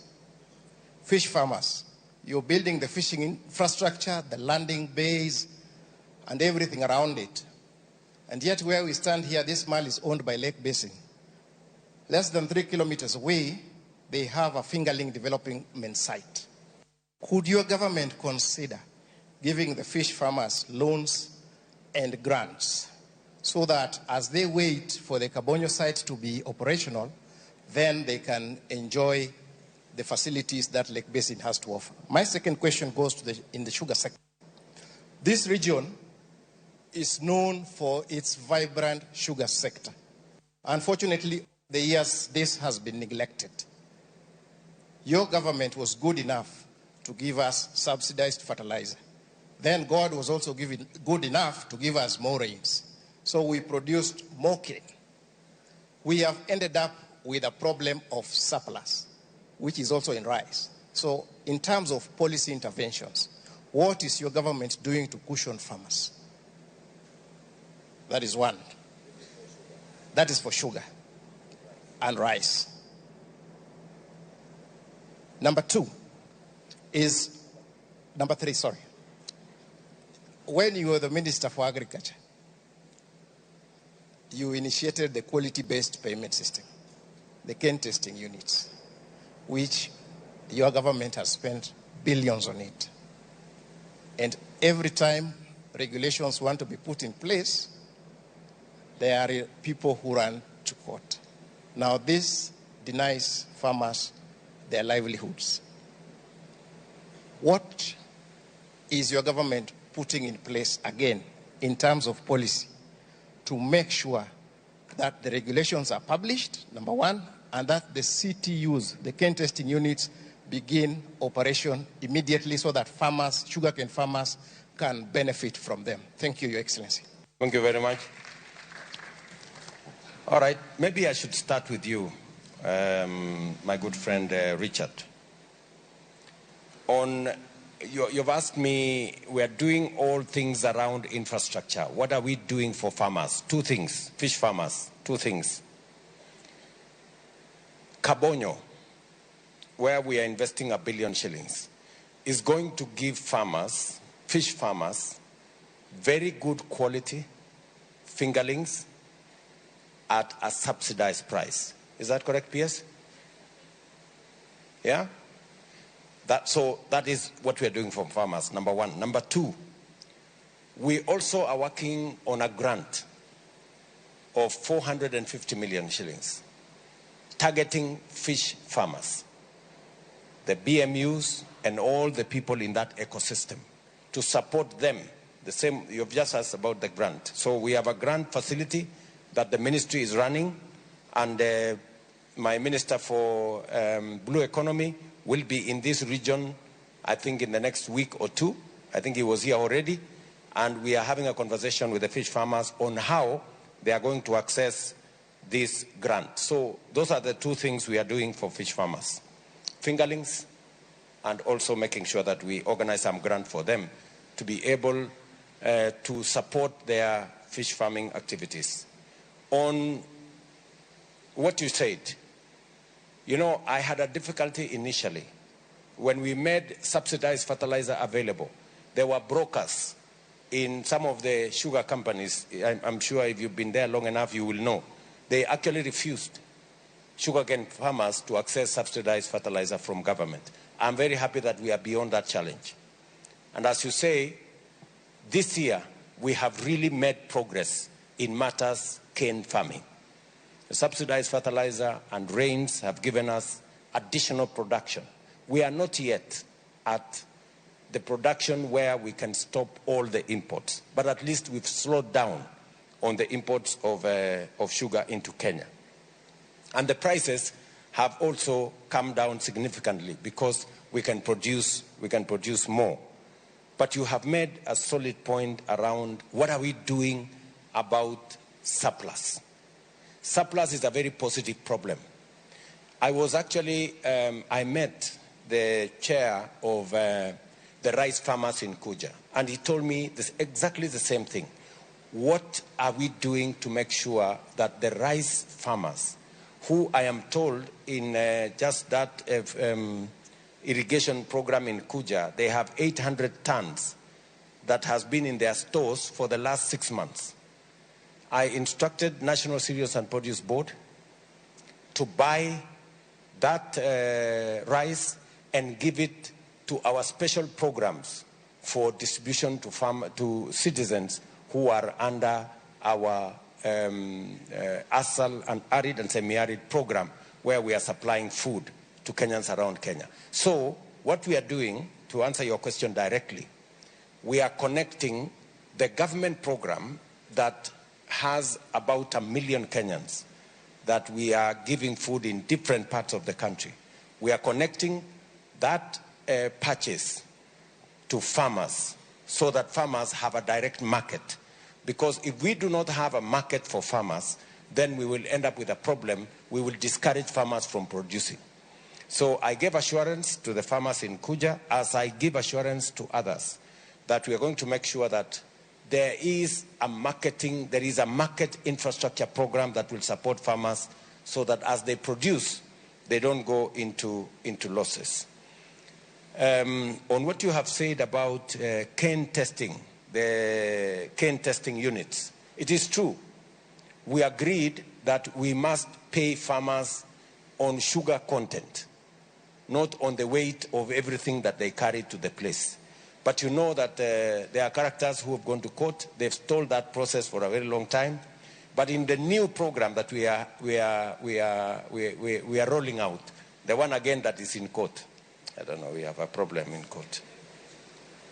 When we unlock it from court, we will make sure that this time program, when we have a leasing program, we will make sure that we capture all the elements so that it becomes much more easy for us to implement payment on sugar content as opposed to just the weight of the sugar you have carried to the milling company.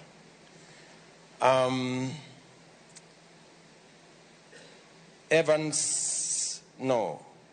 Owor has asked me about cancer and diabetes and the chronic illnesses.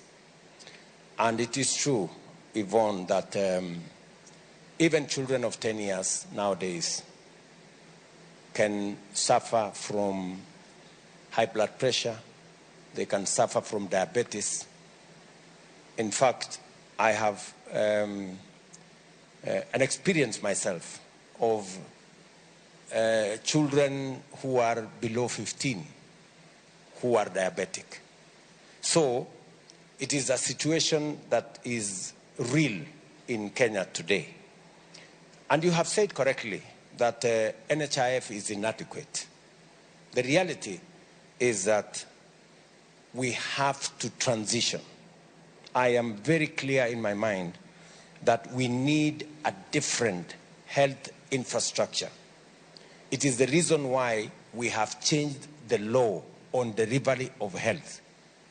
Parliament has now passed 4 different pieces of legislation that will help us achieve 3 things.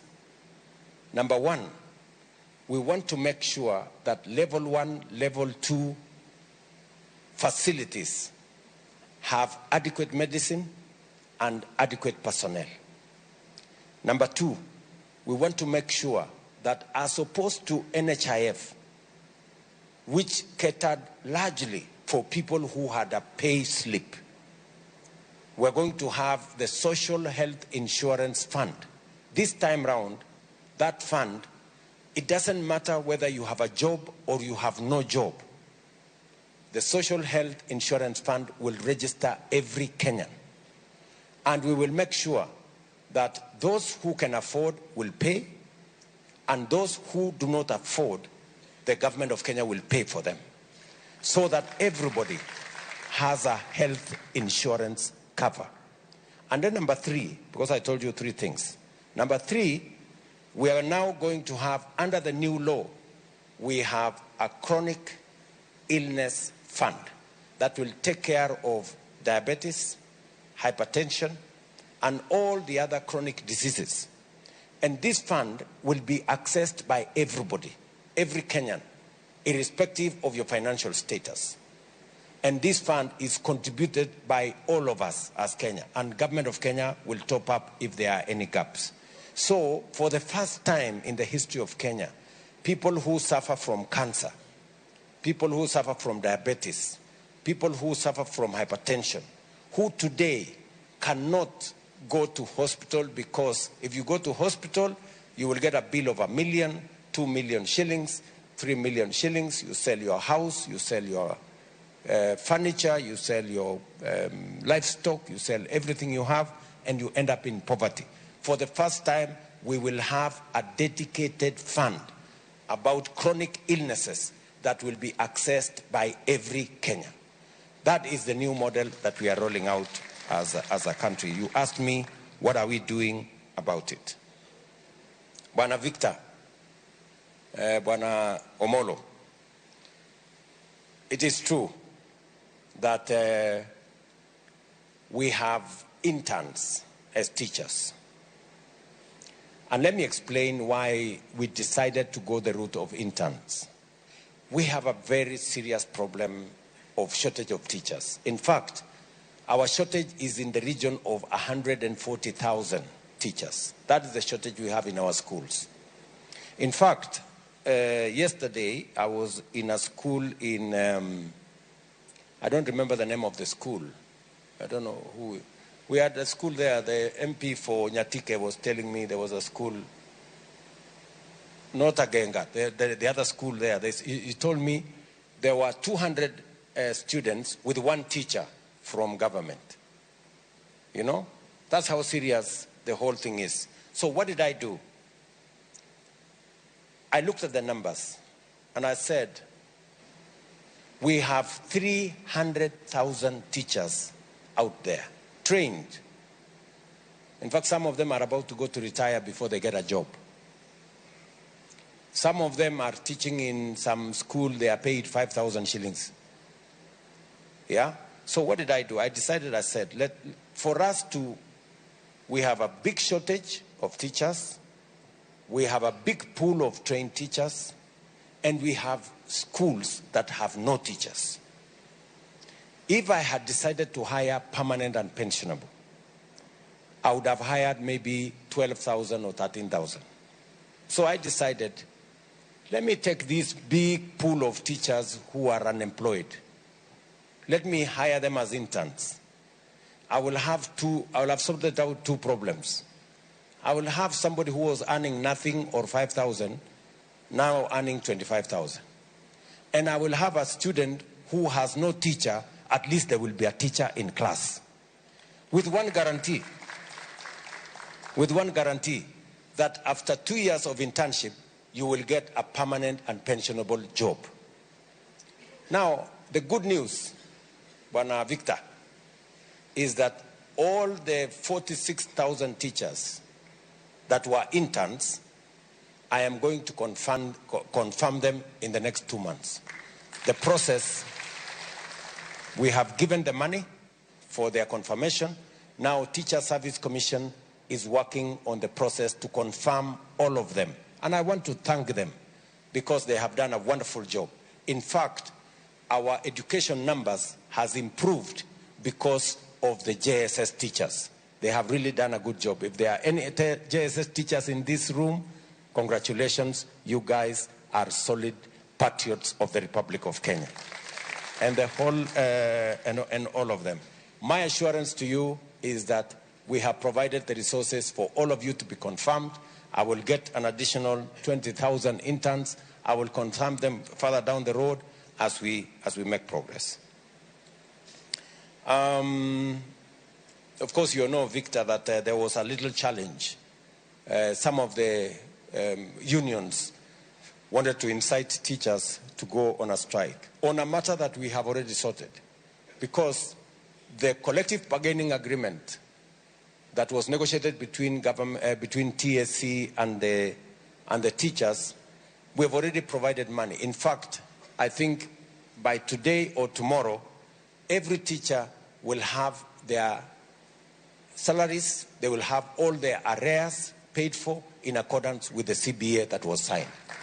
So there is absolutely no justification for anybody to tell teachers to go on strike. And I must single out NAT for being understanding and agreeing that once we have sorted out a problem, there is no need for posturing. We need to get down to teaching our children and moving forward as a country. Vincent Kapisai, he says, you came from Nyalenda. That gentleman from that corner, Santa Sana. Vincent, plans for Harambee Stars. First, we were privileged to host AFCON together with our East African countries, Uganda and Tanzania.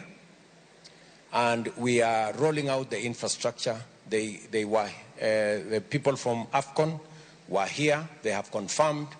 We have extensive works going on in Kasarani, Moi Stadium.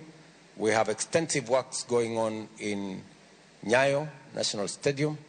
We have extensive works underway in Jamhuri, the new 60-seater stadium right there in Jamhuri in Nairobi.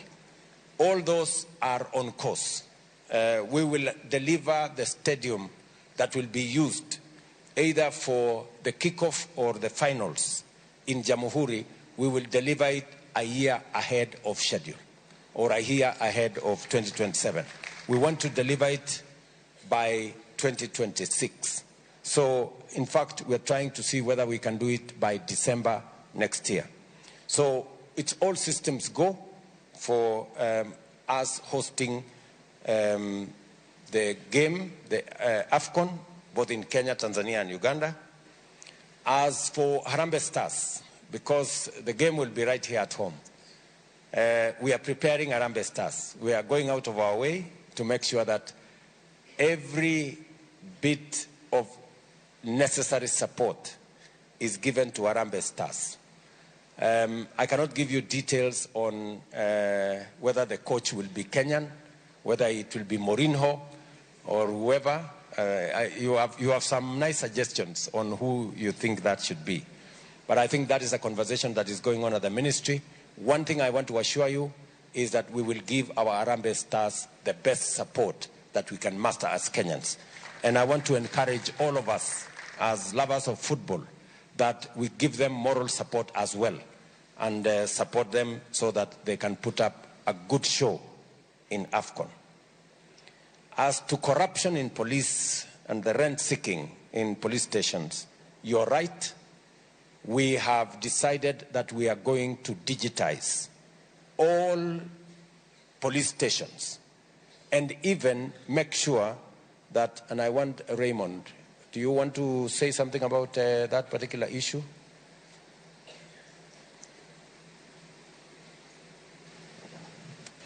Your Excellency, there's a program and a plan to do the digitization. First, of course, we were piloting the OB, the occurrence book, so that we're able to keep track of what is going on. But then there's also the broader police modernization program that we are running that includes equipping and also improving the facilities that they have. There's a proposal that the gentleman has on the CCTVs. I think even in the major cities as it is in Nairobi and Mombasa, we already have that going on to help the police man the streets, but also for accountability on the part of the police. Thank you. Thank you very much. As you have heard, we already have a whole program around, first, the famous OB, occurrence book, where when you arrive at the police station, that is where your report is entered. We want to make sure that that is digital, so that we can, from every place, we can know what is happening where, and reports don't disappear, or pages of the OP don't disappear. So that is, but you have a solid suggestion on making sure that we digitize that phase and deal with the matter of corruption. It is true that there is serious, both impunity, and this is something we must deal with as Kenyans. And you see, it is also important for us to say there are people who actually actively induce policemen with money. I think it is time, even us as Kenyans, we stopped the culture of bribing policemen. Because sometimes policemen cannot resist the offers that are being made and advances on them. So this corruption thing, we must deal with it from all angles. We must make sure that we take action on the police that ask for the money, and Kenyans who give money must also be told they are part of the problem. And I don't know who is going to tell them. We need to tell ourselves as a people to stop that culture. And then you have talked about water. I may not be competent to answer about the water in Kisumu County and the payments and how much it costs. But broadly, what I can tell you is that we have a program on delivering additional water. We just succeeded in delivering additional 140 billion liters of water to Nairobi County, a program that has been on the works for the last almost 8 years. That program has now been delivered. It is also my intention, and yesterday we had a conversation with the county of Kisumu. We have a big dam here called Korusoin Dam, which is part of the infrastructure we want to use to deliver water that will assist in making sure that we have additional water in this great city and the environs. So the big plan is to supply as much water as possible. That way, when we have enough water, it becomes easy to moderate the costs of water. So on my end, I want to just commit to you that my plan is to increase the water supply, work with the counties, and then we need also to have a conversation with the counties, because now we have a whole concept of public participation where all of us can engage government at all levels on matters that are of concern to citizens. Let me finally speak to Beatrice. And Beatrice has said, what are we going to do about the finance bill? You know, the finance bill is something we must think about as Kenyans, all of us. There were many issues in that finance bill that were very positive for our country. And we are having conversations with different partners. We are having different conversations with different partners. Of course, when we lost the finance bill, we lost close to 340 billion of the money that we would have raised using the finance bill. I now have a new minister, John Mbadi, who is a seasoned accountant and somebody who has clarity on where we want to go. And I have already given him the assignment to look at the best way we can get ourselves out of this. He is working with the Treasury team. They have given me the initial proposal, and I'm very confident that we can turn things around once we consolidate our position and then engage the stakeholders in that space and even get ourselves having a conversation with our members of parliament so that we can decide as a country how we move forward. Because the current situation is not tenable. We have to find the resources to deal with the issues. We have roads that many people here agree are stalled. We have water projects that we have to deal with. We have teachers that we have to pay. We have the whole array of requirements of public, including what my sister Yvonne said about matters health that we have to deal with. And all those require resources. So we are going to be innovative on how we are going to look for those resources, and my team at Treasury are working around the clock on it. Now, I am reliably told that we have another 20 minutes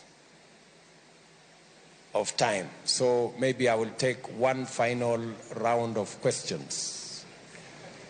Maybe that gentleman looks like he has a burning question. Huyo mungwana pale. Thank you, His Excellency, Mr. President. My name is Olebo, Kalebo Winongar, and I'm a resident of Kisumu and also a politician. And mostly, I'm a sports icon, having played rugby for Kisumu RFC and Kisumu and Ulinzi Football Club. My question is on sports.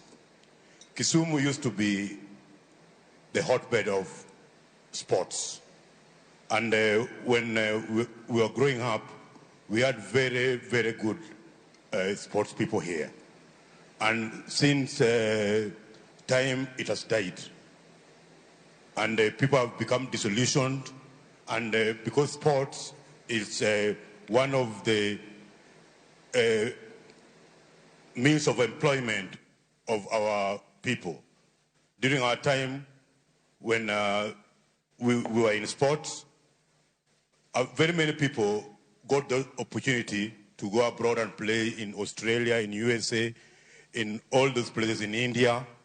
We had hockey, we had volleyball, we had basketball, very brilliant players. Nowadays, it's dying. So I don't know what the government will do to revive sports and give us employment. Another question is about our infrastructure. Indeed, infrastructure, when I talk about infrastructure, I'll talk about roads, I'll talk about water, and I'll talk about electricity. We have here, even in Riyadh here, we don't have roads, we don't have water, we don't have electricity. And even in my home area, Karachuonyo, I don't have a road, I don't have water, I don't have electricity. What are you going to do about that? Thank you. Thank you very much. Thank you very much, Caleb. Let me just deal with Caleb first so that I can move here. Bwana Caleb, on sports, you're right that our sports is not in the place where it should be. What are we doing? The first thing I did last year is that I gave instructions that the sports fund, which had been cannibalized and made to support other things. In fact, the sports fund, only 40% of the money was going to sports. 60% was going to other things. So last year, I changed the policy and I said the sports fund must only support 100% matters sports. That's number one, in order to raise resources for our sports. Number two, you have said, what are we doing about sports? Now we have resources. And in fact, I was reading today, there was an issue in Parliament where Parliament was concerned about our sports academies. For us to be able to raise the quality of our sports, because it's becoming scientific and it is becoming competitive, we have to have sports infrastructure. And it is the reason why we are now investing in sports academies, so that in every part of Kenya, we have a sports academy where we can do more training, we can have more facilities for us to be able to grow the talent that we have. Kenya is a sporting nation, and we all know that we are a sports giant in the world, actually. In fact, the good news, like in the last Paris situation, we were number one in Africa. So it is true, we have sports talent in Kenya. And that is why, number one, I changed the policy on sports fund. And number two, we are now in the program of developing sports academies for us to be able to grow our sports talent, whether it is in football, whether it is in athletics, whether it is in all the other fields. You have also said correctly that roads, water, electricity. I have some good news for you on matters electricity. I was in, you say you come from Karachuonyo. I was in Homa Bay today. And I have asked the ministry responsible for energy. We have negotiated a good program. Now we have a plan on deploying electricity. In your county, we have 1.56 billion shillings to connect 17,000 people to electricity, households in your county.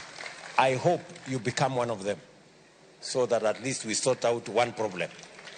I will make sure that I will tell your member of parliament to make sure that you are one of them. We have desegregated into every constituency. On matters to do with water, again, my good friend Caleb, I was on the program of water today, again in your county. I was in Oyugis. because in Oyugis, we put up a water project there for about 700 million. Today I was there to add them another 200 million so that we can actually deliver water to home states. It is going to happen in Oyugis. It is going to happen in Kendu Bay. I have also a program of 450 million in Homa Bay town, and hopefully I should be able to have a program for Karachuonyo. On the roads, again, today I was in Homa Bay. Let me use your county. Is that correct? Homa Bay is your county? Yes. I was in Homa Bay, and we managed to get resources. You remember that road from Kadel to Karabuor to Kanyathiang? That road now we have money to build it. And your short member of parliament knows what. That short man, he's been on my case. You know, we now have money for it. Again, we have money now to do the Sindo all the way to Sori. We also from the one that comes from Homa Bay to Mbita all the way to through Sindo all the way to Sori. That road, we have agreed that we are also going to complete that road. And also, we have a couple of other roads that were started, they stalled, but we are looking for resources on how to take them forward. So, we won't be able to do everything in one go, but at least we have a plan on how to progressively complete some of those roads. Let me take a question from here. Anybody, I don't know. Maybe this fellow in a kanzu or something. Thank you, Mr. Rais. Okay. We're going to mtu hapo wako na. Mr. Rais, nashukuru sana kupata hii fursa. At least mimi pia leo niongea na rais wa nchi ya Kenya. Mr. Rais, kwa majina naitwa Evans Lugairi, alias Jibril Mesaya. Mimi ni conductor ama donda ukipenda. Mr. Rais, wakati ulikuwa unaanza kuongea, kuna kitu uliongea kuhusu food security. Hapa kwa food security, mimi na madonda wangu wenzangu kadhaa tulichukuana tukasema tunataka tufanye kitu inaitwa urban farming. But ya urban farming tulikuwa tunataka tufuge hata kuku kiasi, mbuzi hivi, sababu si hatuko hapa town, hatuna ile shamba kubwa unaweza fanya, but hizi urban farming kasukuma kingine unaweza uzia kwa hoteli mayai na. Sasa shida Mr. Rais, hapa kwa urban farming tunakosa grants ama funds za kutu unlock. Thanks to Safaricom, jana walinitumia message wakaniambia sijui digital farming. Wakaniuliza kitu unafahamia, nikamwambia pia mtaa yangu Kajulu pale niko na shamba na napanda avocado kitu kama half an hectare. But hapo kwa funds nikitaka ku-opt in nipata hata loan, hawana hiyo option. Alafu Mr. Rais, my second question ilikuwa about religion. As we all know that government inaenda hand in hand religion. Ilikuwa sad kwangu kuona watu Shakahola wanakufa ile kishenzi. But Mr. Rais, hii kitu bado inaendelea. Nimekuwa nikitembea chuo mzingine hapa ndani. Unapata watu bado wanaabudu kwa msituni nini. Alafu shida iko sana ghetto, mtazini tunatoka. Unapata makanisa ni mingi kuliko shule na hospitali. Sasa hawezi soma. Shule ni mingi kuliko hapo Mr. Rais, hapa kwa religion kuna shida pahali. Alafu ya mwisho kabisa Mr. Rais, mimi sikusoma, lakini ukinipatia kazi tachapa vile inafaa.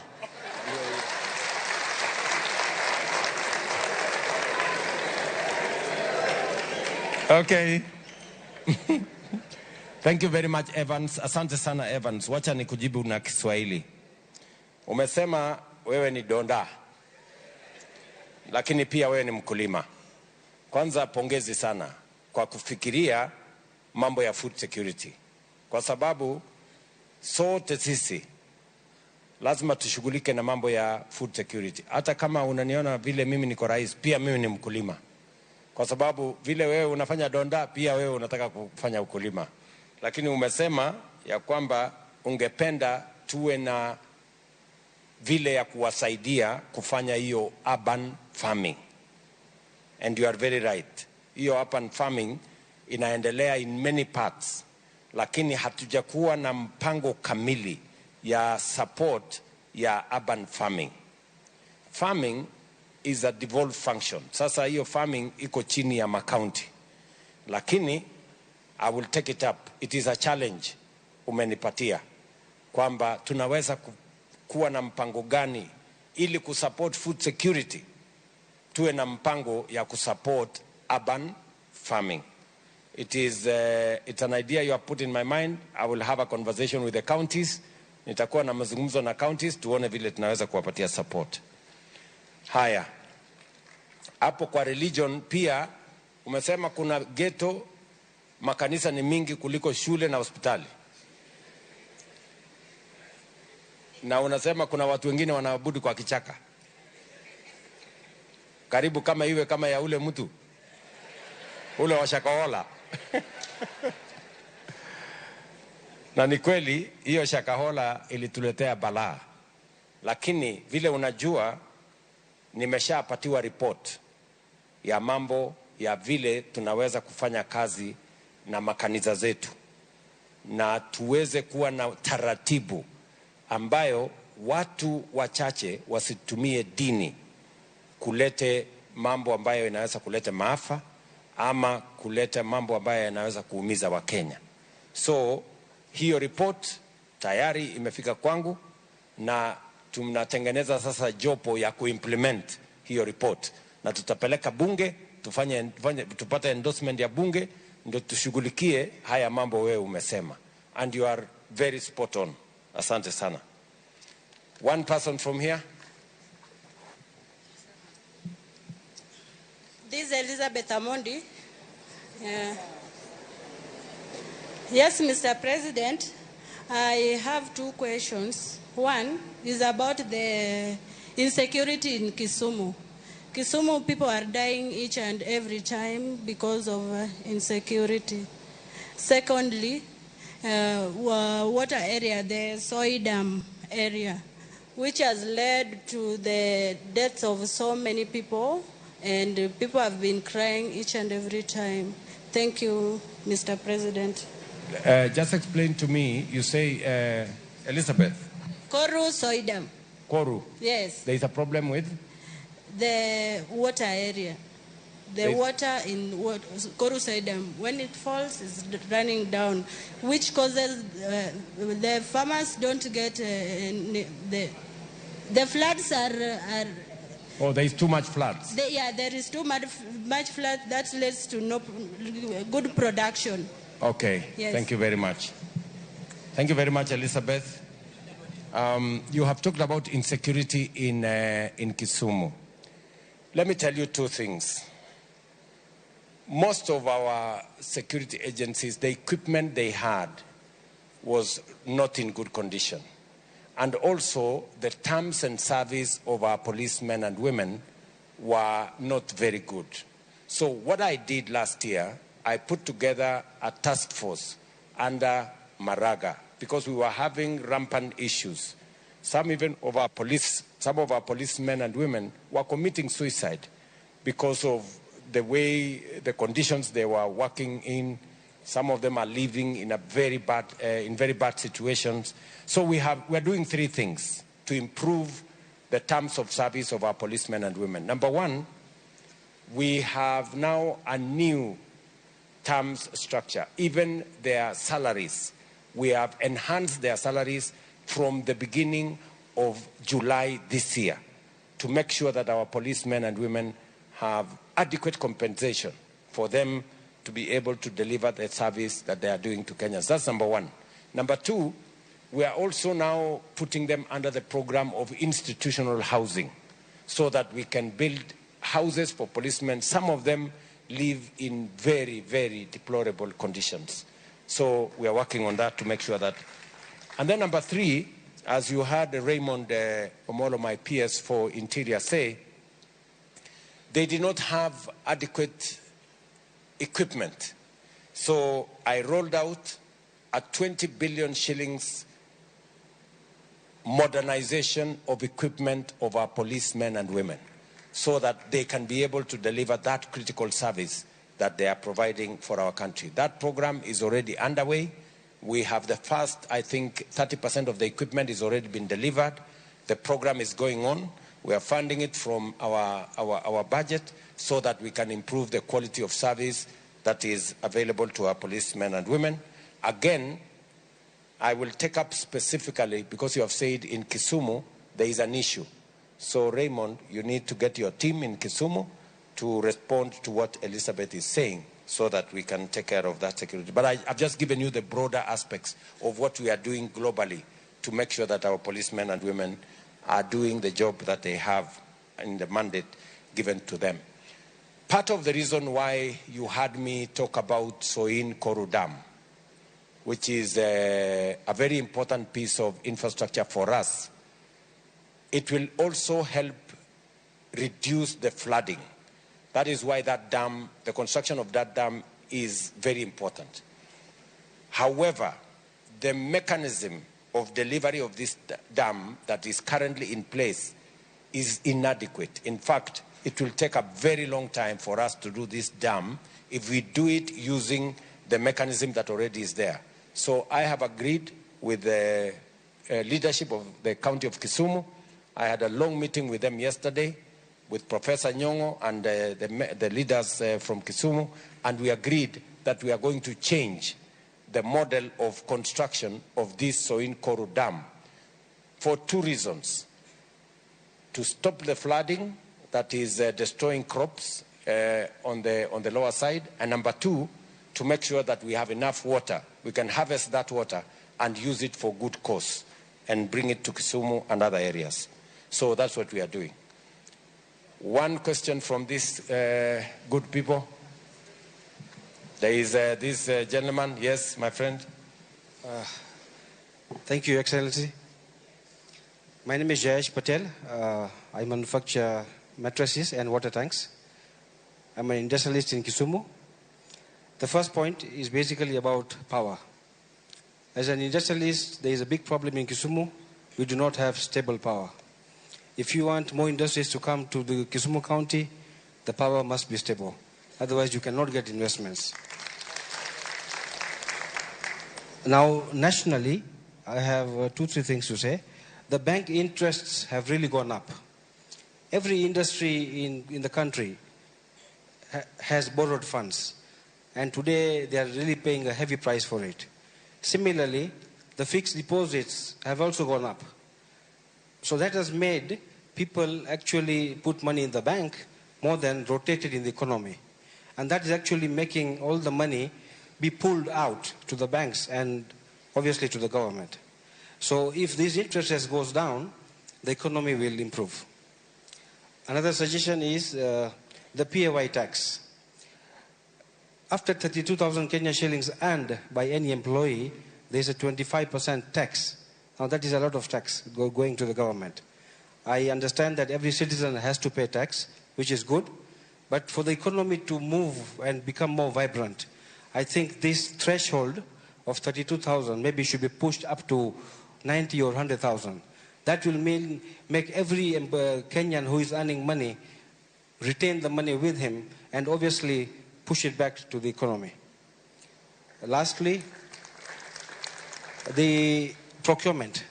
I have noted and observed that lots of things are over-exaggerated in procurement in the county and the national governments, and that is basically pilferage of taxpayers' money. The suggestion is that since Kenya is digital, why don't we put a ceiling of every item that has to be purchased? Example, if you are going to buy a wheelbarrow, it cannot go for $500,000. It should be somewhere 8,000-9,000.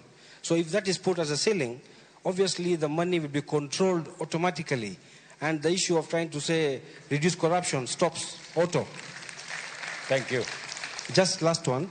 The issue of the police and the corruption issue which you mentioned, I have a suggestion.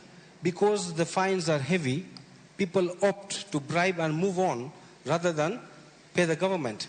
If the charges are reduced, say to 1,000, 2,000, people will obviously pay the government and then also improve. Because at the end of the day, if they were guilty, say, of overspeeding, Why would they pay 10,000 to the government? They would rather bribe 3,000 or 5,000 to the police. So if we go reverse way, we rather have the fines to be made 2,000 or 3,000.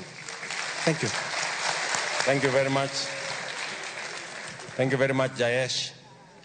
On power stability, I quite agree with you, but I want to give you some good news. We had a big problem of a facility we had in Muhoroni. I'm sure you are aware. It made power very expensive and very erratic in Kisumu. I want to tell you that we have now shut down that facility because we've gotten additional power from the grid that avoids the generation that was being done in Muhoroni.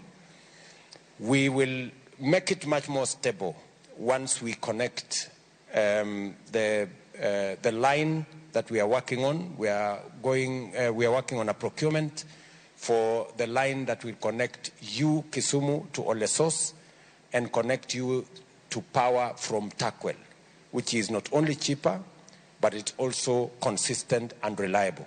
So if you give us a few more months, we should be able to complete that transmission line and be able to stabilize the power in Kisumu and assist you to do the manufacturing and industrialization that you are doing. Banking interest rates, you're right. If government is paying 15, 16%, no bank is going to lend to a citizen, a farmer, an industrialist, or anybody. As you have seen, in the last meeting of our central bank, the interest rates are, the central bank has already given the signal. I think the last meeting of the central bank brought the interest rate by 0.5% down, and we want to consistently push it down so that we can achieve what you're saying. Because if we do not do that, then it becomes very difficult for people in the private sector to access credit for them to do the businesses that they want to do. You have a suggestion about pay as you earn, and you've said we should put it up from 32 to 90 or thereabout. I'm not sure that's the direction we want to go. You have a suggestion, but I think we need to interrogate how do we still raise the resources we are looking for. And, you know, our trajectory has been, let us broaden the base.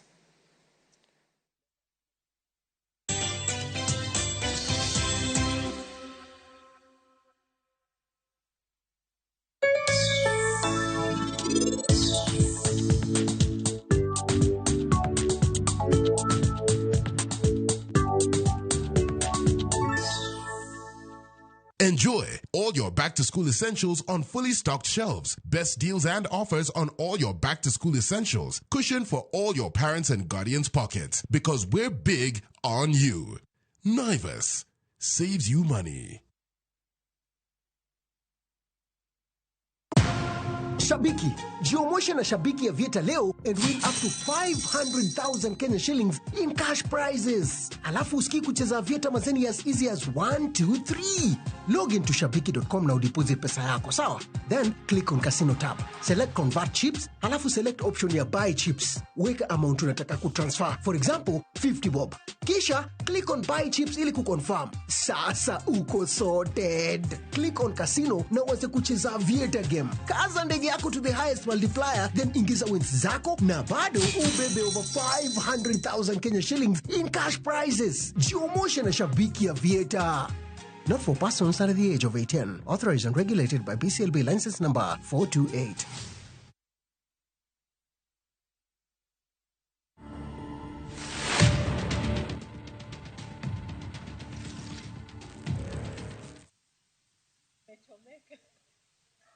I decided that I will empower my house manager completely.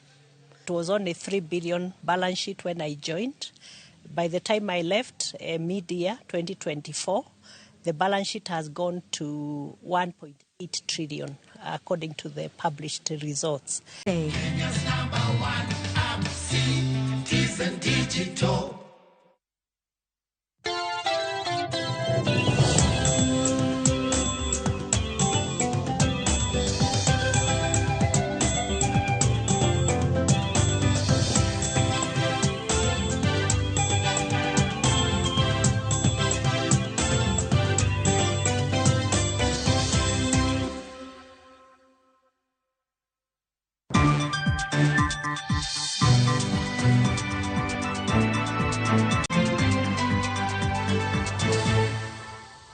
Oimore nyako Ramogi toka jatend piny Kenya William Ruto osebedo kod twak mabedo gore gwenge mag Kisumu. Mimi na achiel kachiel Ramogi TV wadonje weche mag oimore bende nwa iko ne odiochieng' makawuono kotendore kod mago bende osebedo kowacho kinde motwak kod oganda magi weche ma omiyo pek gi lak sechegi. Tulikubaliana na nyinyi ya kwamba hapa tuweke paya na tutengeneze port na tutengeneze fish market. Mimi nilitumana, makontrakta wamekuja. Jatend piny Kenya William Ruto yango chenro mopogore opogore mag dongruok e limbe mare kaunti ma Homa Bay. Our Secretary General Bwana Kero Misori, by guided by the National Governing Council, hatutoki kwa barabara mpaka maslahi yetu yameangaliwa. Riwruok jopuonj kupeto kwa romo kod duol ma TSC mar chopo winjruok kaluwore kod ng'anyo magisebago jumani duto. An estimated saving of 11.2 billion was realized as a result of implementing the allowances policy framework for the public service. Duol mochung'ne osara mag jotij piny owacho SRC otieko tam mare mar higni 6 ka duolno yango ni ginyalo duoko piny omenda ma piny owacho tiyogo e chulo jotich nyaka 46.64%.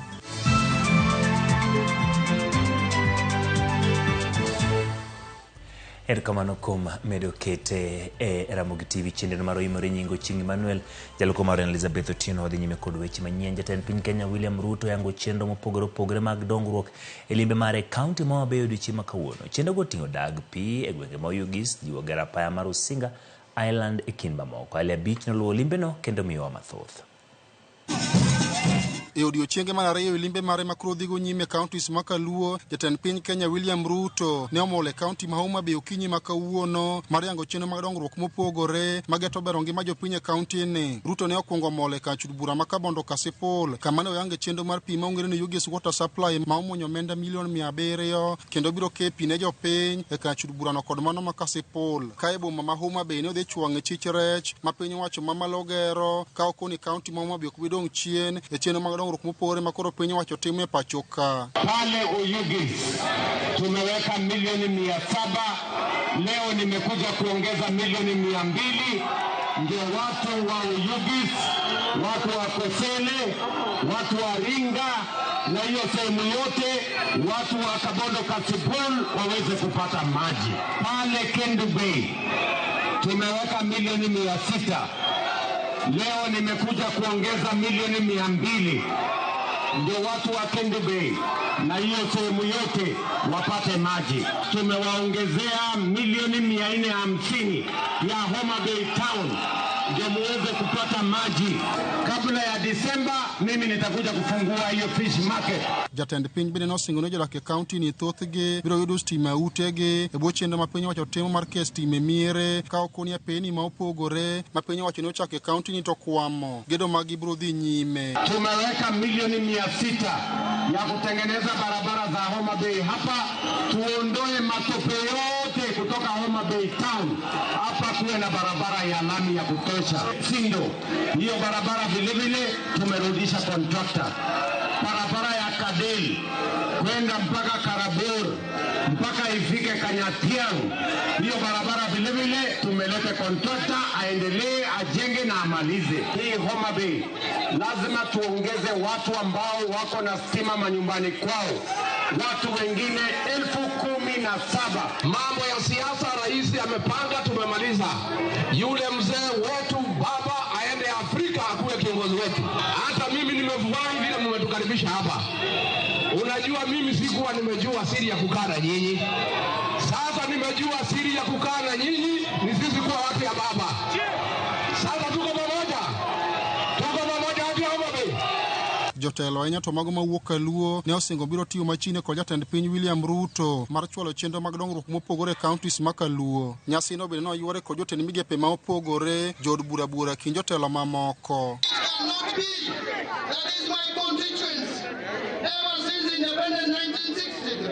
We do not have a tarmac road in this constituency.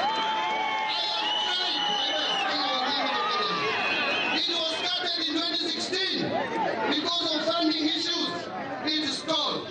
We started it again, Excellency, in 2021. It again stalled. You you came back here, Your Excellency, and you jump-started it.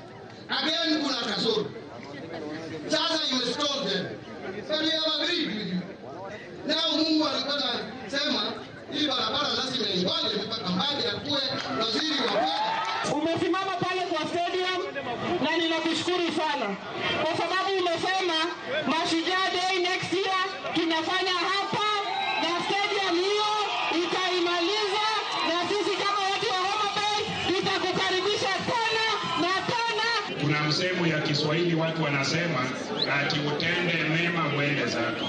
Sisi watu wa Migori, wa Homa Bay, wa Siaya na hii eneo ya magharibi yote tunasema tenda wema na urudi tena. Wale wanasema wende zako ni shauri yao, sisi tunasema urudi tena na tena na tena. Alia Beach, Ramogi TV, Homa Bay.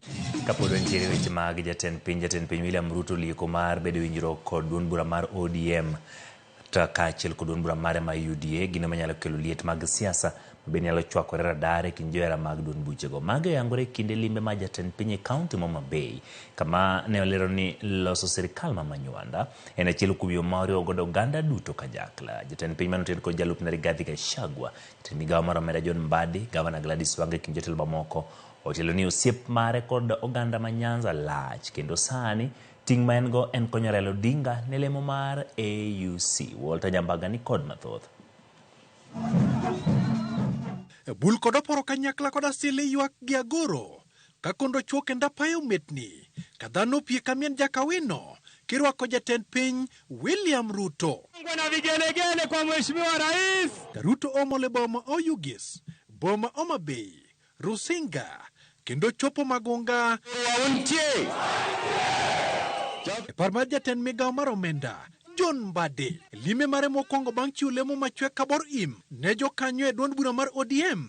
Jatend piny William Ruto lieko ni kodek donje riwruok kod duond bura mar ODM kod mare mar UDA gino manyalo chwako liet mag siasa. Kata kamano e yo mawachore ni dhi reso Ruto e yiero ma 2027 kendo loso sirikal kanyakla. Mnataka tutoke kwa serikali tuende kwa upinzani ama tutoke upinzani tuende kwa serikali? Kwa hivyo bwana Simbarati, barabara ni kutoka kwa upinzani. Mpile Juliet amesema miaka 3 peke yake, tuache hii mambo ya upinzani, tuende tutengeneze serikali, tupeleke Kenya mbele. Kwa sababu wewe ulikuwa naibu wa chama cha ODM. Sasa wakati utasikia furugu kule mahali upo, sisi kama ODM tumesema kwamba tutataka tukaribishe nyumbani. Mtakubali Rais Ruto William akuwe pamoja na sisi, tukaribishe yeye katika chama. Kendo kagiparo tudruok mantiere malach kod historia kod jatend UDA ne oyangore nitiere ler mar biro tiyo kanyakla koponi oluth kuon otur kapok kuon ma 2027 ochiek. Mimi nauliza nyinyi, si mnajua niko na historia na Raila Odinga? Si mimi nilikuwa party leader wa ODM. Sasa mimi nauliza nyinyi, baba akikuja pia kunisaidia, kuna makosa? Unajua hii ODM is the largest, lakini sasa kwa rais kuwa hapa, it is the largest and the oldest today. Kwa sababu ukiongeza hii UDA na hii wale wametoka ODM wamerudi nini, now it is the largest and the oldest. Lazima tutakuwa pamoja na hii serikali inayokuja, lazima ODM itengeneze serikali. Kaka yodonje chunyo oganda maket kagima koro moro margene osenyongore radar.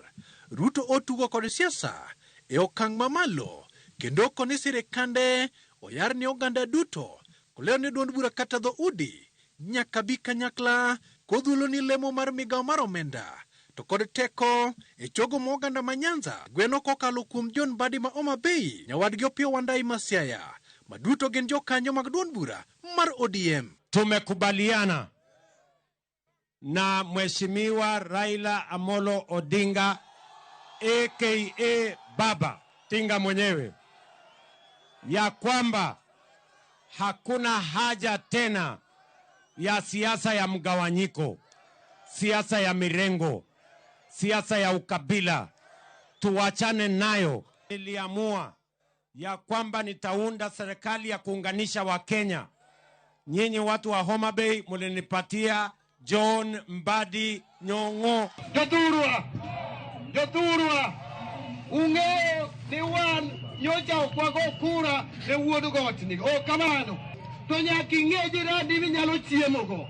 Igelo pariyo gabirio, waparo koso kwa paro. Tunasema penda wema na urudi tena. Wale wanasema wende zako ni shauri yao. Sisi tunasema urudi tena na tena na tena. Na pili, nimekukaribisha kama mwenyekiti wa kitaifa wa chama cha ODM. Chama kikubwa zaidi South of Sahara and North of River Limpopo. Kaluwore ni lwasi ma jatend pinyne nitiere, oyangi ni kanyono mambi mar Odinga kanyakla kod chama mar ODM pekie. Jatend piny William Ruto obolo puke pige kendo tielo ni sirikande biro neno ni Raila Odinga riombo matamre gi nono yiero mar jakom kuku mar riwruok mag pinje mag Afrika. Raila Amolo Odinga atakuwa kiongozi kwa mapenzi ya Mungu wa Afrika mzima. Hata baba tumekubaliana akuwe mkubwa wetu wa Afrika. Na mimi mwenyewe nitakuwa nikimpigia dembe. Walter Nyambaga, Ramogi TV. Kodhi gwenge mag Siaya, jodak ma Siaya onyiso geno margi e kinde mag rito limbe ma jatend piny Kenya William Ruto e gwenge ma kono odiochieng' ma kiny. Kotelni kod jobodaboda mowuok e boma ma Siaya, jodak go wacho ni giikore mar rwako jatend piny ka bende gigeno yudo thuolo mar chiwo kwayo e weche mag dongruok ma gidwaro e kauntino. Jakom ma jobodaboda montene riwruok mar Alego Usonga Owino Lik wacho ni chenro ma jatend piny limogo kaunti ma Siaya miyo ginenore kaka jogo mantiere telo ma pacho ka.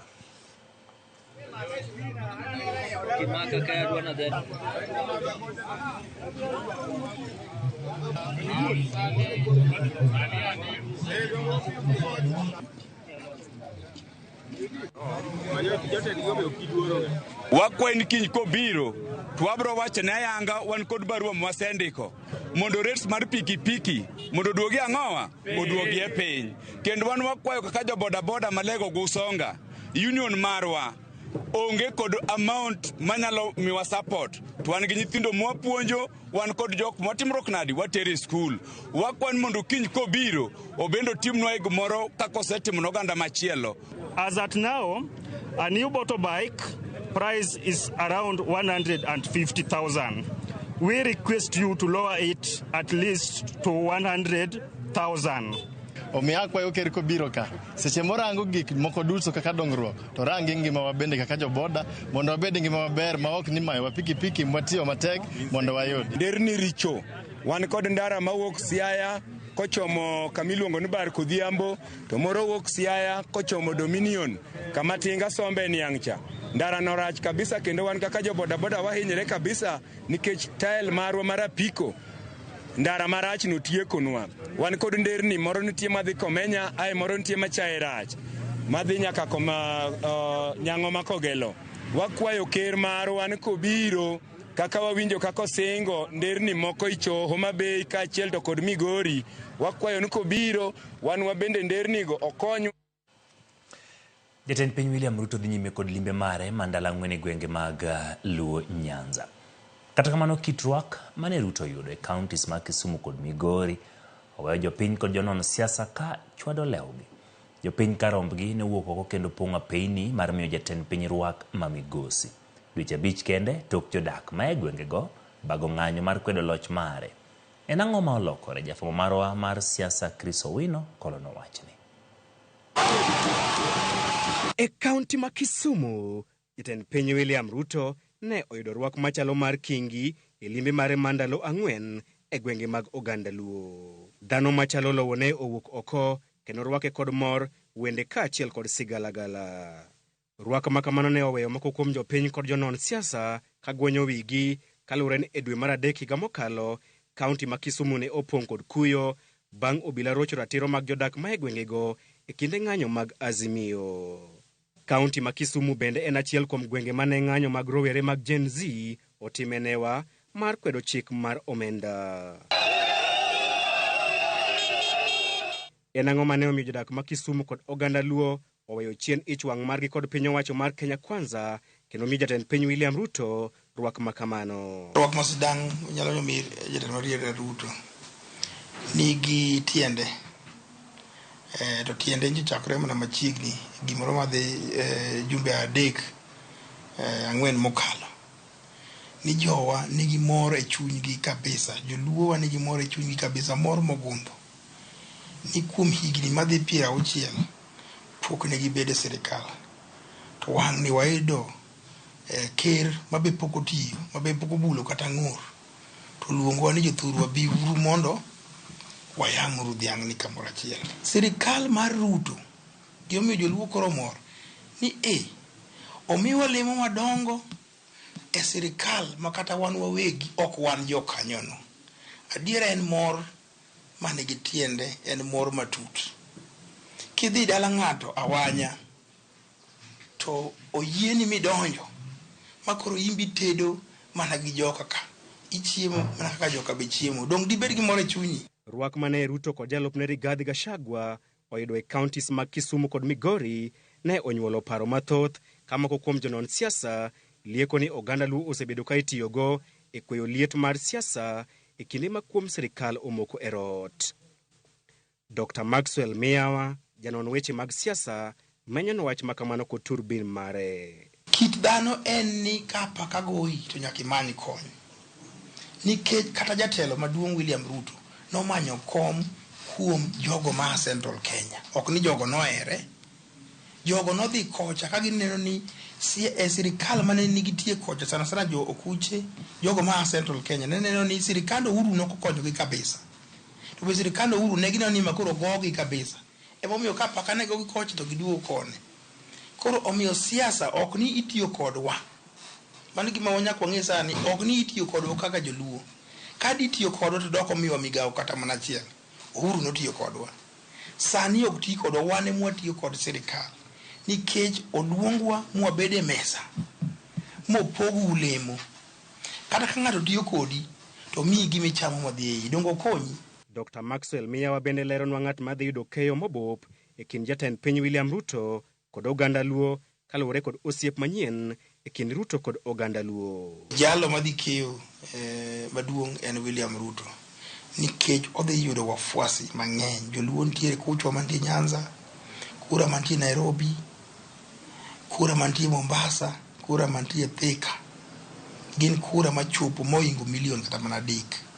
Emomiyo jalo magini okonyo saidi en ker William Ruto. Kata odoko ni Ruto oten e limbe mare e gwenge mag oganda Luo kod jalupne Rigathi Gachagua turubim mag siasa, to wacho ni Ruto sero ombulu mag oganda Luo kaka yo mar dino fuok mar ombulu e okapu mare bang' lal ombulu mag gwenge mag Masawa kaluwore kod gwandruok manie kinde kod jalupne Rigathi Gachagua. Yamo oseloko kendo yango koro ringa taro e province mar Masawa ni jogo mayando gore kura kweth osekolokore ka gineno kaka weche mag uchumi nyitayo, weche mag ohala gine magineno ni gihinyore, gine magwany ni gihinyore. Koro miyo jatelo bi ng'ano mariek maneno mbele. Ka jogi gi jolupni oringo moweyi, jogo manyiyo miyi ombulu, do nyaka imany ombulu kamoro. Koro aneno ka jatelo temo manyo ombulu kamachielo ma odhi dino go rot ma province ma Masawa okelo. To gin joluo kende, odhi yudo kura mar joluo, Luo Nyanza, odhi yudo kura mar jo-Kisii mabe wafuasi mag ODM, kendo odhi yudo kura mag Western mang'enygi a Kakamega to kod Busi. Nikech oseneno kaka yamo ringo to oneno ni joka to ok nyal nuoye lwedo. Ndalo ema biro yango adiera ka osiep manyien e kind Ruto kod oganda Luo dhi nyago olemo kata oyo. Chris Owino, Ramogi TV, Nairobi. Limbe ma jatend piny Kenya kaachiel kod yo mane rwake godo e kaunti Migori nenore ka gima oketho tong' ma bende osebedo kopidhi e tuoro mosebedo kind jatend piny Kenya William Ruto kod oganda kaachiel kod jotelo mawuok e gwenge mag Kaluo. Poni winjruok ne obedo bedo chal ka gima olalo maduong' ma Migori ma yudore e chuny boma ma Migori mosebed ka idino kendo imoke mach e kinde ng'anyo duto makwedo piny owacho dek bedo kod yueyo. Jojuma nono wachni.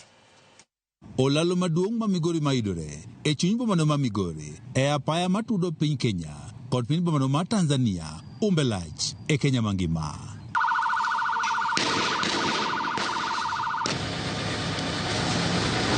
Kata bed nitiere jo Kenya mathoth mapok oneno laloni kod wengegi, gima giseneno kao kalo kuom picha kata winjo en ni pek mar ng'anyo makwedo piny owacho nenore gayo laloni ma osebed ka idino kod jogo mang'anyo. Chuny olaloni madre apayano matudo piny Kenya kod Tanzania emosebed ka imoke mach kendo dino kod kite e kinde ng'anyo. Rawere mosebedo kang' manyime e kinde mag ng'anyo wacho ne chungo chenro mag wuoth kod ohala e kinde ng'anyo ema miyo ng'anyo nyago olemo kadina apaya maduong' ni ma Migori matudo piny Kenya kod Tanzania e karo laloni ema chopo dwaro margi mar ng'anyo. Raja ka wasebedo kwadino nikech ene mokong kwadino to wang'e ni biashara ma Migori keche makalo kadhi boda kata ng'ogene onge manyalo kalo. Kenyo yot bon me sirikal winjo nikech wadino ni ochumi.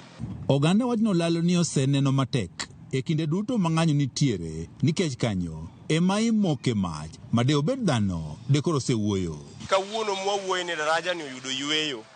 Daraja ni osebedo gi ting' mapek kiluo kidi kuome kendi wang'e kod mach. Omiyo kawuono ka koro gik moko nyalo bedo ni piny okwe ma daraja ni diang' bed ni koro ok nyal wang'e kendo ok nyal dine tago erokamano. Ene motudo Kenya gi Tanganyika. Omiyo en ndara ma wamiyo luor ahinya. To en ndara ma kapo ni odin to samoro apani jo Kenya nyalo winjo wach. E kinde ni makoro ne liet mar siasa ma osebedo ka kelo ng'anyo koro dok piny kendo jatend piny Kenya ne yudo kata thuolo ma limo kaunti ma Migori. Penjo maduong' en ni mae bende koro nyalo miyo koro laloni ma Migori yud yweyo, to bende en yweyo manyalo budho koso en mana madhi bede kinde machuok ka ng'ama bulo ng'or. Koro ranyisi mar limbe to gi rweko manwarwake cha en ranyisi ni wayie wanyalo go mbaka e dongruok marwa kaluwore ni kaka wambe wachulo osuru. Ka ji go mbaka to iwinjo pach ng'ato ng'ato koro ng'anyo bedo ni en gima onge nikech ng'ato kodagi winji e kang' ne ng'anyo. Oganda jo Migori mosebiro ka bago ng'anyo kendo dina peyni kod olalo maduong' ma Migori wacho ni kwe oduogo ka penjo maduong' en ni to bende gigo momiyo ande gidhi e ng'anyo bende piny owacho osechopo duto. Parie weche manyocho timore chien machalo kaka baba nyocho bedo ka push gi weche mag joma nyocho hinyore ka. Joge wanyocho hinyore ka e daraja ka jomoko be nyocho negi omiyo jogi bende oyud ratechegi. Rais no bir mocho ni mchele wadhi golo mang'eny to dhi manyonwa chiro matene ni weche mag jo Migori dhi ka gima koro rumo to moloyo mogik ni bon youth oyud tije make kisha ni wa accommodate nyithindo maya university maya polytechnic. Jatend kweth mathoth od bono ma Migori Keno Uma wach ni oganda jo Migori kata mag luo duto oketo ng'anyo tenge kendo riwore kod jatend piny Kenya William Ruto nikech gineno koikore mar winjo ywak margi ka wach ni mae bende koro dek lok yam siasa ka oromo higa mar 2027. Ka otiyo maber moloso piny kaka ji dwaro, ang'o ma ji dwa dondre negi. Ok wabi yie ni koro wa support ng'ato manyayo richogo. Wachung' mana gi ng'ato moyie ni oyo kochopo kar ndikruok fairness. Olalo ma itoka ni ma en mano ma Migori osebedo mano mosekale midhiero mathoth. E kinde bende koro ng'anyo osebedo e kaunti ma Migori. Kech olalo no ma osebedo ka iloro kinde ka kinde. Kata kamano, jogo mosebedo ka bende koro bang' ng'anyo wanyachal gi molalo ni koro dhi bedo kod kwe. Bang' bedo kod winjruok e kind jatend piny Kenya William Ruto kod ogai mar ODM Raila Amolo Odinga. Kata kamano, giwacho ni pod ne dwaro ma gisebedo ka bende gidwaro kaka oganda ok ochopo yono makare. To dek bende olalo ni pod med bedo kod midhiero e kinde mabiro. George Juma, Ramogi TV, Migori. Riwruok ma Kupet oramo ni ng'anyo margi biro dhi nyime ka giwacho ni duol ma TSC odino ite kendo tamore keto e tim dwachgi mar dok e tich. Ka giloso apis gi boma Nairobi giwacho ni duol ma TSC temo mar mino badgi mondo mi gidog e tich. Gimedo odiochieng' ma kiny gibago ng'anyo maduong' e Kenya mangima. It is true. Today in the morning, the Teacher Service Commission reached us informally to engage. We were again summoned by our elder brother, senior brother, Dr. Francis Atwoli. But while we were still consulting with Dr. Atwoli, we were shocked because the Deputy Secretary General just flashed to us that they are orders of court. We gave the Teacher Service Commission our demands. They failed to respond. Now, fueling fire in an already burning house by going to court is an indication that the Teacher Service Commission has always acted in bad faith. I want to warn Teacher Service Commission that teachers are not pieces of paper. Even if you gag them not to express themselves in the manner they want in this industrial action, we must not twist anybody. We will not negotiate in fear, neither will we make fear make us not to reach our destination. Jopuonj mag Kupet pod omedo bago ng'anyo magi e gwenge mopogore opogore pacho ka. Giwacho ni ok gidog chien nyaka TSC kete tim dwachgi. Millicent Adhiambo miyowa ler.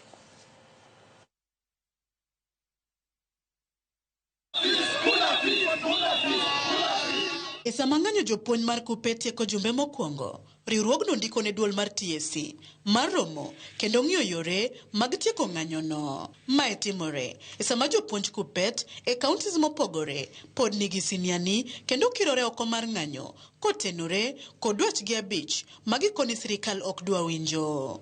Ng'anyono ne odhi nyime e kaunti ma Kisii, kuma jopuonj Kupet makono ne omore e apaya mar ng'anyo ka giseyo sirikal kuom rem chopo dwachgi, gino manyo kelo ng'ikruok e yore mag wuoth e chuny bomano.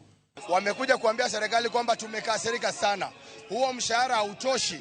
Tumeona TSC jana ikisema kwamba inataka kuongezea walimu contract ya miezi 4. Huo ni mchezo. Tunajua pesa kwa serikali iko. Sisi hatutapanduka barabarani mpaka maslahi yote vile Secretary General anatuambia wetu wa Kupet Kisii. Our Secretary General Bwana Kero Misori, by guided by the National Governing Council, hatutoki kwa barabara mpaka maslahi yetu yameangaliwa. Lazima TSC ikae chini na walimu.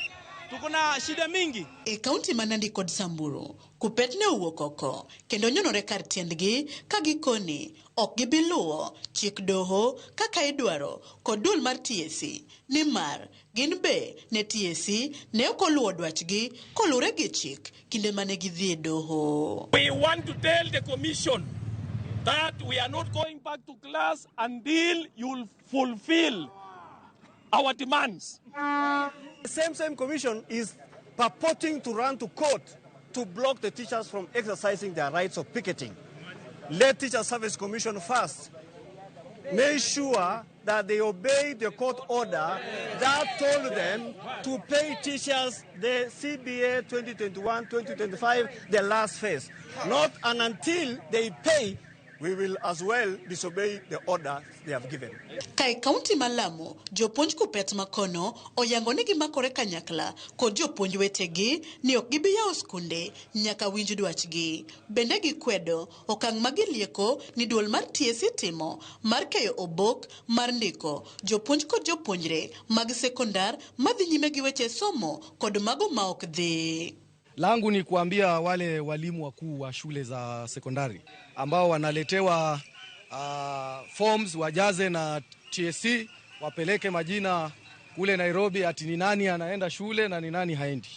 Mimi nawaambia hivi, wafanye hiyo kazi, lakini sisi kama walimu haturudi shuleni mpaka matakwa yetu yote yatimizwe. Ekineno bendo docheng' makawuono, duol mar TSC ogolo andika mayango ni ne gisechopo dwach Kupet kata CBA Michael for program nyaka 25 kendo chulo osach jopuonj mano leo chien tarik 1 dwe mar 7 igani. TSC bende oyango ni andikano ne giseloso weche kotenore kod dwach jopuonj e andika margi mane gigolo tarik 19 dweni.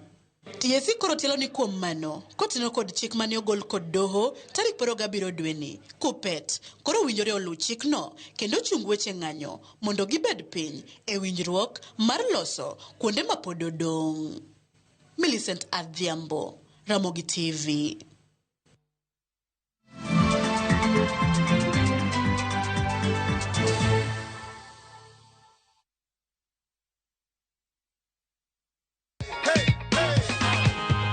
Niliona kwa Inolo.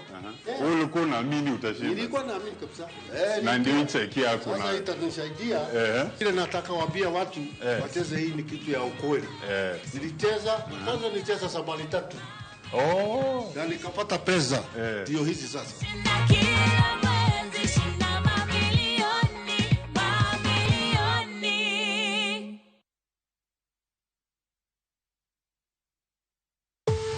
Beng'eyo ni ka itiyo gi thum, sinema kata tiyo gi andike mag jomoko e ohandi ka ionge gi lesen mar copyright to iketho chik. Bed nitie kinyozi, saloon, bar, hotel, magawa, osiptal, kar nyiso tuke, ndege, taxi, matatu kata mane ute fwambo, ber ka iyudo lesen mar copyright. Kik iket trick kamarach. Yud Unified Copyright License kata UCL kawuono kok Pavrisk ma iduol kende pacho kaindi mopodhi mar tao tije duto motenore kod moro oganda. Dimana *553# kasto ilu okenge moketi. Chudo duto itimo yore M-Pesa, paybill number ma en 413-63229.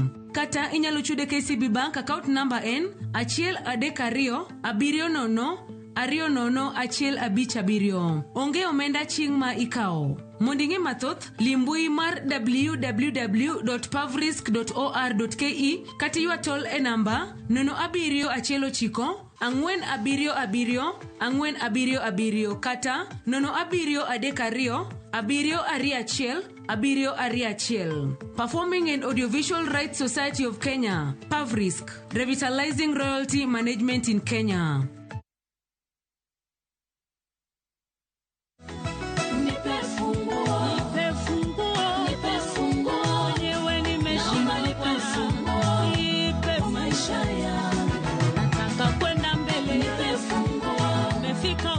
Kupata wimbo huu wa funguo kama sikiza tuni yako, bonyeza *811*274#. Kumbuka, Skiza na Citizen ndio nyumbani kwa wasanii wote.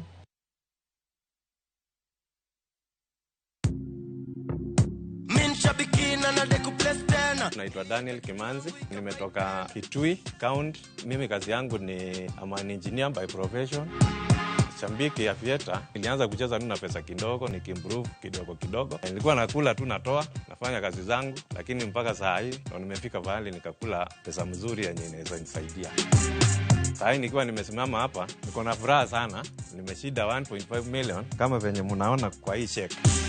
Hii pesa itaenda kunisaidia sana pamoja na familia yangu. Niko na watoto shule, italipia fee. Biashara yangu ya construction pia huwa inahitaji pesa mingi, itaniboost kiasi kikapital na pia nitaendeleza mambo zingine zangu.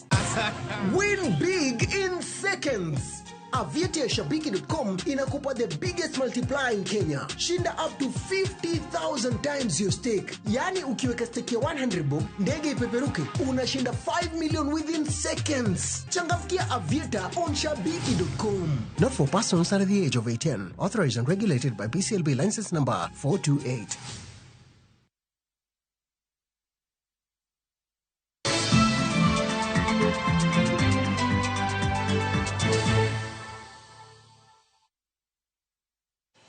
Erokamano kuom medo kete kaendi. Duol mochung' ne ng'iyo sach jotij piny owacho SRC yango ne omenda ma itiyo gi chudo mag osara kuok e choko mag piny Kenya osedok piny nyaka tamalo 46.64 ka gikwayo mondo med ket okenge mabiro neno ni omenda go dok piny nyaka tamalo 35 kaka chik dwaro kochopo higa mag 2023.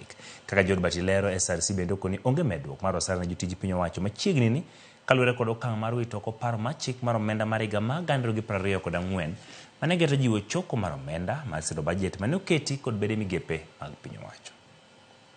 E report magoyo turubin gik maduol mang'iyo sach jotich piny owacho SRC osetimo kuom higni 6 nyaka ne jokanyo mag commission masani donje tich. Jakom mar Gilin Mengicho koni giseduoko piny omenda ma itiyo godo kaka osach jotich piny owacho kopim kod choko mar piny kowuok atamalo 51.54 e omenda mag 2018-2019 nyaka tamalo 46.64 e omenda mag 2022-2023 kendo nyaka tamalo 39.22 e omenda mag 2023-2024. Gino ma okoni oseting'o malo kwan omenda madong' ne chenro mag dongruok. Over this period, the Commission has overseen progressive drop in the total public wage bill to total ordinary revenue ratio from 51.54% in the financial year 2017-18 to 46.64% in the financial year 22-23. This is projected to decline further to 39.22% in financial year 2023-2024. Mengicho lero ni SRC ne ofwenyo ni balang' ma ok ogawa mane yudo kod jod bura mamalo kod mag counties e kinde magitayo twak madongere neno ni sitting allowance kod mago mag nyiewo nyamburko e sirikal mamalo ema nomiyo omenda mathoth mag jopiny dhi e chudo mag osara. In 2021, SRC commenced a phased approach to streamlining management and administration of allowances. An estimated saving of 11.2 billion was realized as a result of implementing the allowances policy framework for the public service. The first one came from abolishing sitting allowance for plenary at the National Assembly and at the county level. The second one is car grants to the executive and judiciary. When I'm saying a car grant, it's actually not even a car grant. It was specifically called non-taxable car allowance. Apaka ma osebedo ka goyo chumi ma pacho ka koting'o midhusi mar korona, bende gikoni na achiel kuom midhiero manorocho chumi kendo miyo gichungo medruok mar osara e ima ok tin ni atamalo 90 mag bede migepe mag sirikal. Ka jotich mane geno ni dhi medgi osara gisani biro medo rito kaluwore ni ne owit oko paro mar chik mar omenda mag 2024. In recognizing that, the Commission has over this period frozen salary structures for over 90% of state corporations and constitutional commissions and independent offices. As a result of the current withdrawal of the finance bill, again there has been a deferment of the increments that had been planned for this year. Kakoro dong mana matin ne jumbe ariyo to commissioners masani mag SRC wuok e apisa yanga.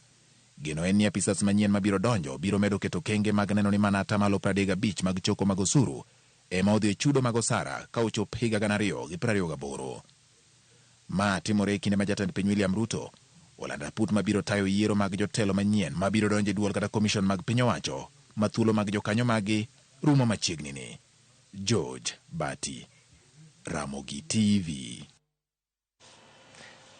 Kamano nyakoro magi komedo kete Ramogi TV nitie jogo mabe nena gi lak seche gi mawacho no Chieng' Emmanuel wuoro kaka jatend piny Kenya William Ruto koro sani en ng'atno mohere gwenge mag Nyanza, siasa jalokore.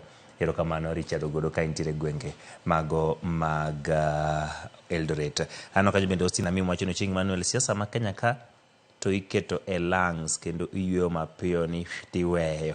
Erokamano kik imak matek ahinya gik moko jalokre. Erokamano kuom ot gin jogo bende orote kalore kod report mosebedo ka wakelo kanyo kotenore kod weche mag limbe ma jatend piny Kenya. Laktar Debra Baraza okawo apisi yanka ka migawo mar thieth kowuok kuom jatend migawo machon Susan Nakumich. Kaka jafwambo marwa Efinya Kidlero Baraza lero moko kuom okenge mabiro keto mar chwalo nyime chenro mag thieth e pacho ka kendo bero migawo no. Kobuonjo kendo gi mor mogundho, Dr. Deborah Barasa okawo apisi ayanga mar migawo mar thieth kowuok kuom jatend migawo machon Susan Nakumicha. Kochiwo gige tich, Nakumicha owacho ni osepayo yo kendo keto mise motegno ne tend migawo no manyien moloyo to yor timo tiegruok ne nyamreche, keto e tim yor lony mar mbui mar ichis machiwo thuolo mayot ne oganda jo Kenya e kinde ma gimanyo thieth kachiel gi neno ni oyaw kambi makonyo e loso chanjo mag tuoche mopogore. As I walk out of this place today, I'm very happy with the 107,000 community health promoters who are trained, who are kitted, who are providing services to Kenyans. I'm also very happy that we were able to roll out the electronic community health management information system that as you sit in the office, I'm sure by now you must have tried the dashboard and you are able to see reports coming in of what the community health promoters are doing.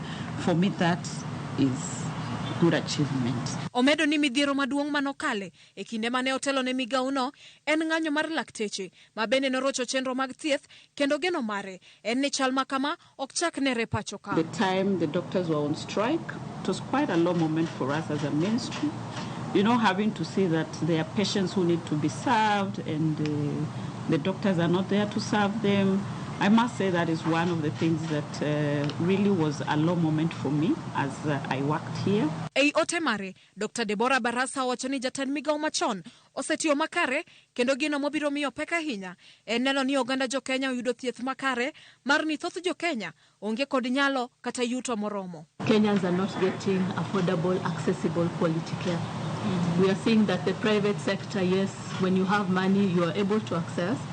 but for the underprivileged or those with low income, they're unable to access care. So I believe that my sister laid a very good foundation in setting up the laws.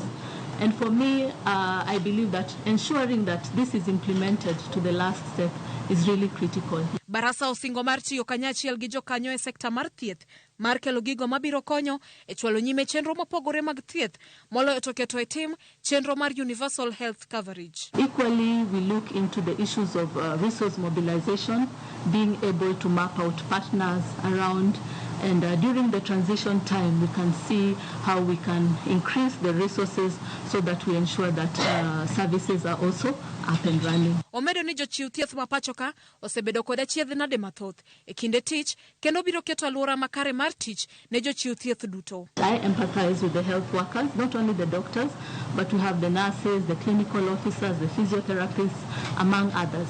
So we really need to also carry on and see how we can ensure that the health workforce have the appropriate environment, the occupational environment in order to deliver the services to all Kenyans. E kindego, Barasa okwayo oganda jo Kenya mondo dhi nyime gi ndikruok ne chenro manyien mar SHIF mabiro kelo yot e yudo chenro mag thieth. Magi duto timore ka ten migawo mar thieth timo ikruok ne wuok e lai mar NHIF nyaka mano mar SHIF kochopo tarik 1 dwe mar 10 higani. A key date for the ministry is 1st October 2024 when the country will formally transition from NHIF to SHIF. And I would really like that you would be present during this time because you are really a champion of this.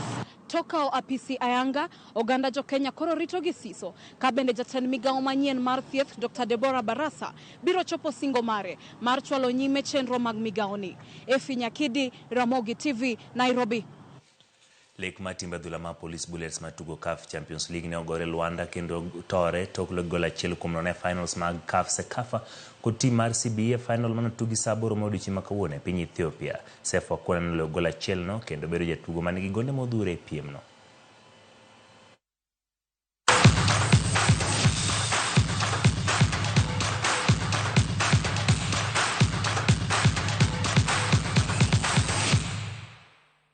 Asai,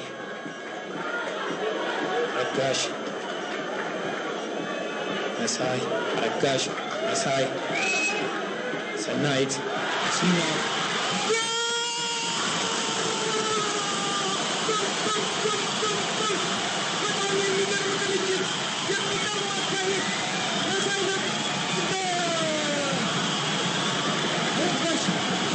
Asai,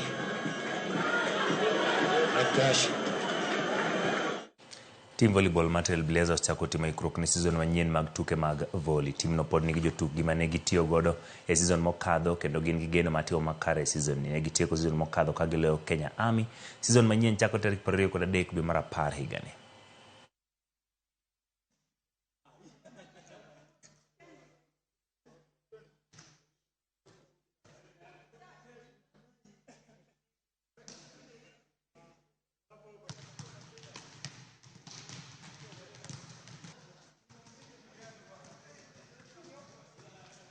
The condition is very nice because being a senior player and also as a coach gives an advantage to the management side. A situation like this where all the coaches are not there, you can be the one to build up the younger players who are coming up. The goal of this season was to clinch the 2024-2025 season, which still remains as the main goal of the team. So we're looking forward to achieving that goal.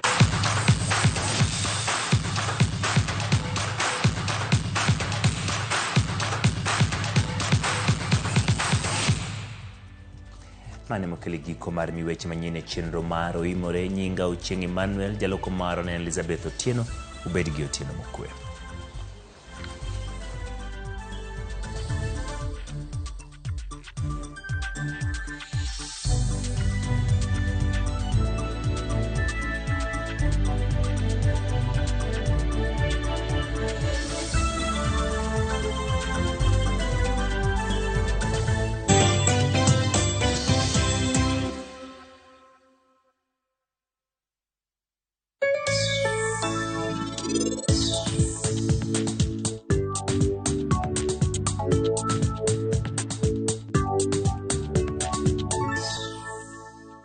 Enjoy all your back-to-school essentials on fully stocked shelves. Best deals and offers on all your back-to-school essentials. Cushion for all your parents' and guardians' pockets. Because we're big on you.